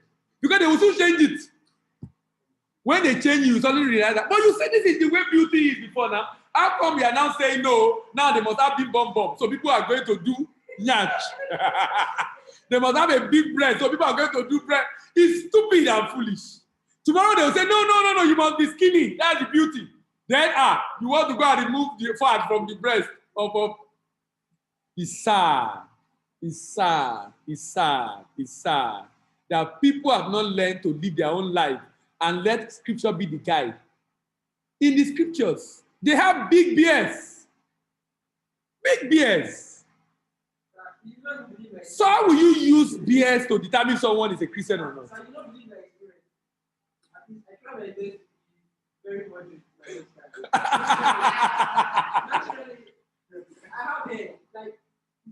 not so good. So I made this sister that she had children just there.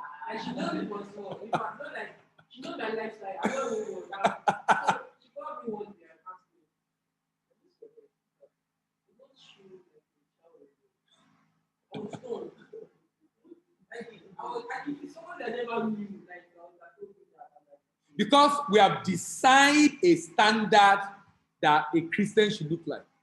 and that's okay. I should know my head. Like, should be very, very good.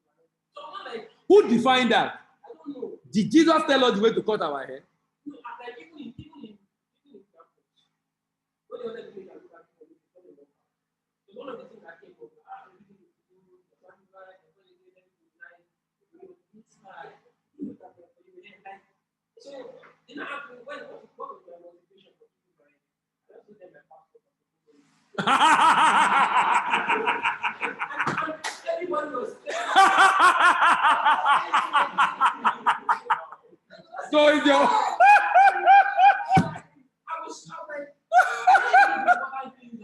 Do you understand? Do you understand? I mean, it's sad. It's sad. It's sad. It's sad that you have air. You know, as if the air. Anyway, I don't even want to get into all that. I'm serious because we leave what should be important. What's that? We leave what's important and, in my opinion, just chasing shadows. Because the challenge of that is that, yes, go ahead.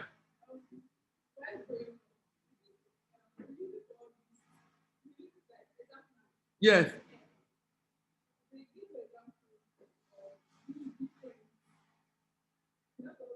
Does that make you have a relationship with God?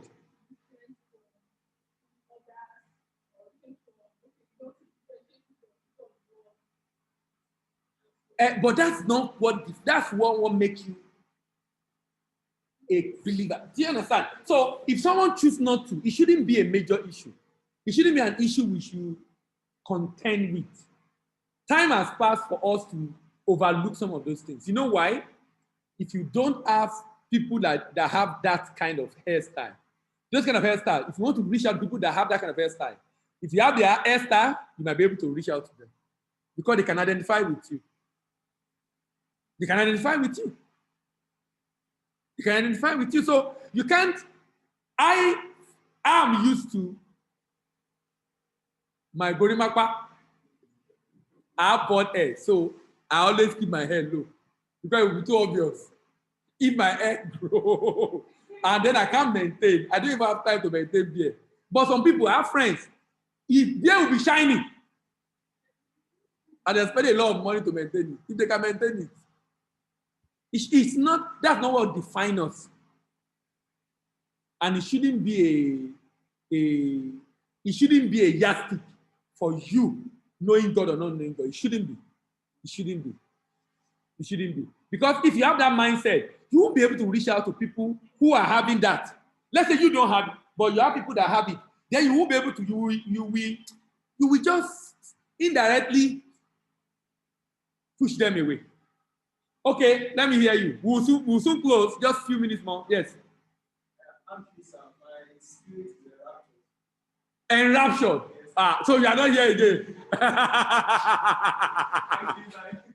Actually, the Bible says the spirit is willing, but the flesh is weak. But in this case, both my flesh and spirit are weak. I'm willing to hear more. I'm not. We still have 2 days to go. Don't worry. Yeah, I'm not missing. I feel. And we start by 9. You know, people online start joining us exactly by 9. So when is 9? We start. Tomorrow should just come in 2 hours. Like seriously. I use it. Because this program is at high. Okay. I really learned a lot. When I came, and then on that kind of inside, I always have a lot of questions. Through your mind. Exactly. But today, I know something I was sent to in my mind. Because I'm like, I struggle with my uniqueness. Okay. But now I'm free. Your uniqueness, listen to this. The world will not reward you for your similarities. The world will reward you for your difference. So it's your difference that is your critical success factor. So you cannot afford to be the same with everybody. So anybody that wants you to kill your uniqueness doesn't like you. Or is ignorance. Is ignorance. That uniqueness is what makes you different. That's why I'm telling you are Emmanuel. That's why we're different. You say what? Eh? Yes, that's where your pay is. Yes, that's what differentiates you. When the two of you are given a task and you do it, the uniqueness what differentiates what you do from others. How can someone now kill that uniqueness? I don't understand. Yeah, I just got to declare that my uniqueness is my chariot to conquer the land of Canaan. Ah. Is that my uniqueness? Let me echo it for those online. He said, my uniqueness is my rapture, my chariot to conquer the land of Canaan. Yes, Janet, let me hear from you. Invite your friends tomorrow. We'll be able to invite them. Go ahead.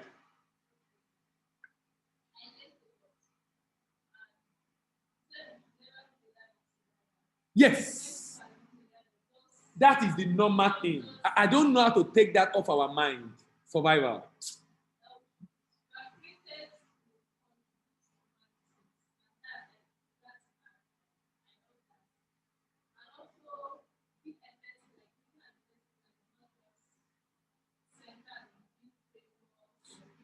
Yes. Yes. There is no purpose. They are rich, but there's no sense of direction.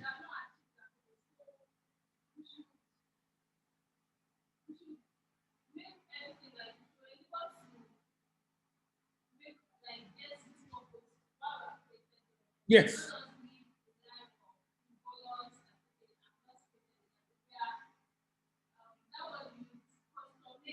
Yes. You are custom made to solve a problem.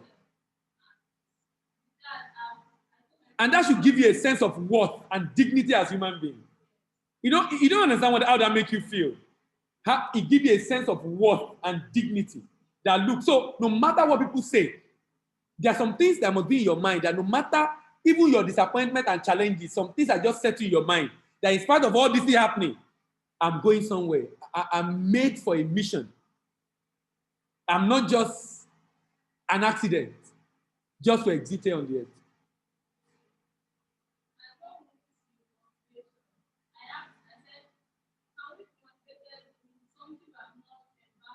Yes. You've not done it. Maybe you see someone that did it and you love it. Farming. What are you studying? Fantastic. So you move towards both me. Go ahead.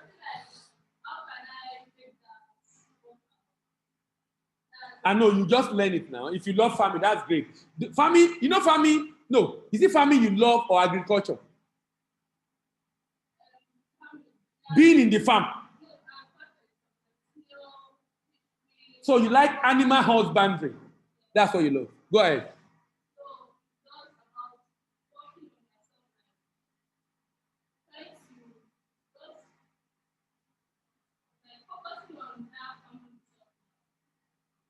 Okay, if you love rearing animals, that's brilliant. That's brilliant. So you can learn it. It doesn't matter what you have studied. What you have studied just give you wisdom to be able to manage what you are going to do. So finish your biology and then go and focus on what you want to do. Yes.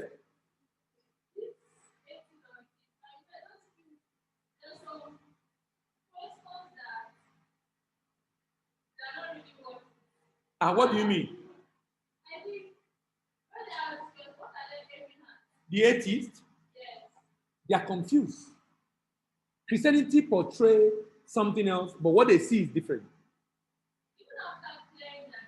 How do you clear that out? And no. Some people that are sincere, if you answer this question, they will reconsider their stand. But some, it's not likely. They have other reasons beyond being an atheist.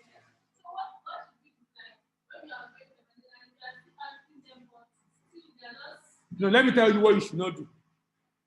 What you should not do is, if you want to evangelize in your area of calling. Do you understand what I mean? I don't believe in going on street. I've done it before, but I realize it's not working. And then people are doing it out of compulsion. But if you have developed your area of gifting and calling, and you have built a platform, you can, if you want to do that, you create a platform to help you reconcile men to God. I don't know if you understand what I mean. You know, Jesus is Lord, is big in the mouth of Bill Gates than my mouth. Why? I don't get mouth. But that's the reality. The people that believe in him and follow him in the world, if he say it, so get to that level. So when you say it, what you can achieve in your lifetime, you achieve it within a short time because you are at a level and people are looking up to you. So that's why you're being great, being the best. It's not because of the money.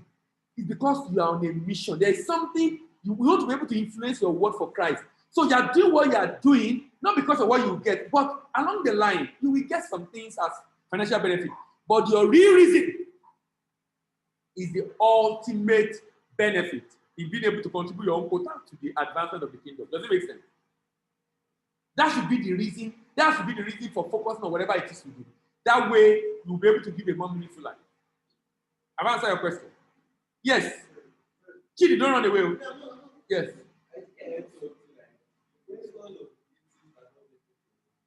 No. You know why? He feels, why are they asking that kind of question? Because he grew up in church. So those who didn't grow up in church, or who grew up in church but have encountered other knowledge that make them to doubt what they believe.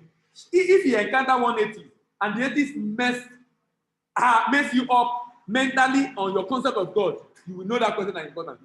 It's because you have not met them. If you met them and they mess up your theology, you know what I mean to mess up your theology? You will begin to doubt that you will look so foolish for believing in God.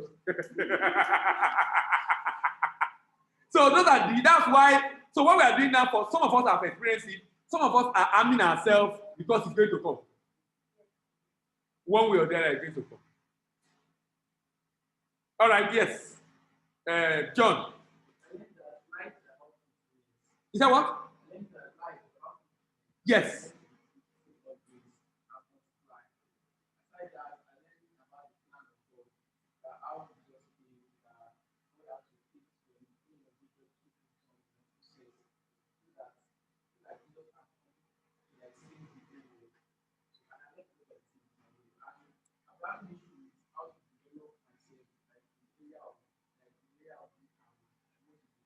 Yeah, you didn't tell me your area. Have you discovered it now? You need to tell me tomorrow. Go and think about it now, based on what you have learned tonight. Or what do you think? Abi, you should be able to now come on with 1 or 2 areas that you think based on what you've learned. But we'll be talking more about different things tomorrow. Okay, maybe I'll give him in the office. Eh? No, we are meeting today, tomorrow, and Thursday.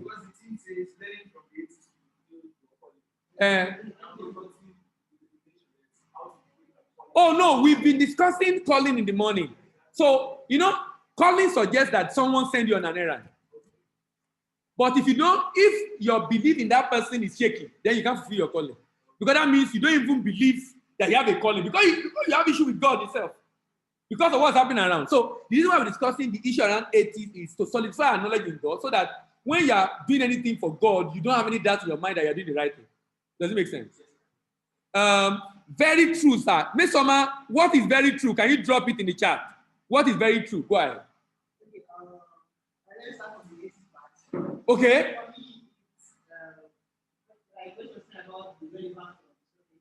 The relevance of. Okay.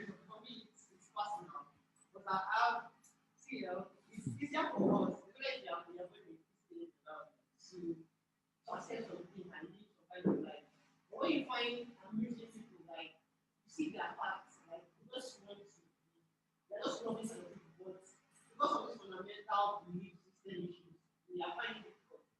But then for me now, I go to a point on platform, I was like, if someone like this go to hell, what's very good, like I don't mind going with this person. It goes to that extent because I can compare his lifestyle and what I know from this and I really. So for me, it's really critical even though it's social culture does not necessarily this conversion, but being able to engage these guys, it's not only is helping you, but you're also helping people. And when one is going to, it's going to be unescapable. Because we now have kids, we now have youths that are atheists. And you talk about abroad, I talk about in Nigeria. Earlier this year on the platform, like of atheists. So these things are coming already. So And they are young people, and they have a platform. Atheists, young people, teenagers. In the next 20 years, to own businesses, to own yeah, and you're influencing your own children. So that's those things. So on the other part for me, I think for me it's more execution. When I'm out calling, they know you are. So generally, from social reality, for involved, for me, I think I'm going to take the execution. Okay. Listen. For me, and let's say when you start executing, there's no challenge You face. that you face the executing. Yeah. So, but once you started and you have this sort of kind of way I'm going to, it's very, very difficult. So for me, session was really enlightening, and it's strong reminder and encouragement. And the fact that there are people like this that we can work together is just awesome. I mean, you don't get to have this conversation with your friends in the house. So this kind of being able to learn together is also very critical. So for me, I think that's my take on it. I really appreciate this section. All right. So we'll continue tomorrow. Yes. You have a question? Which? Who? Okay. About the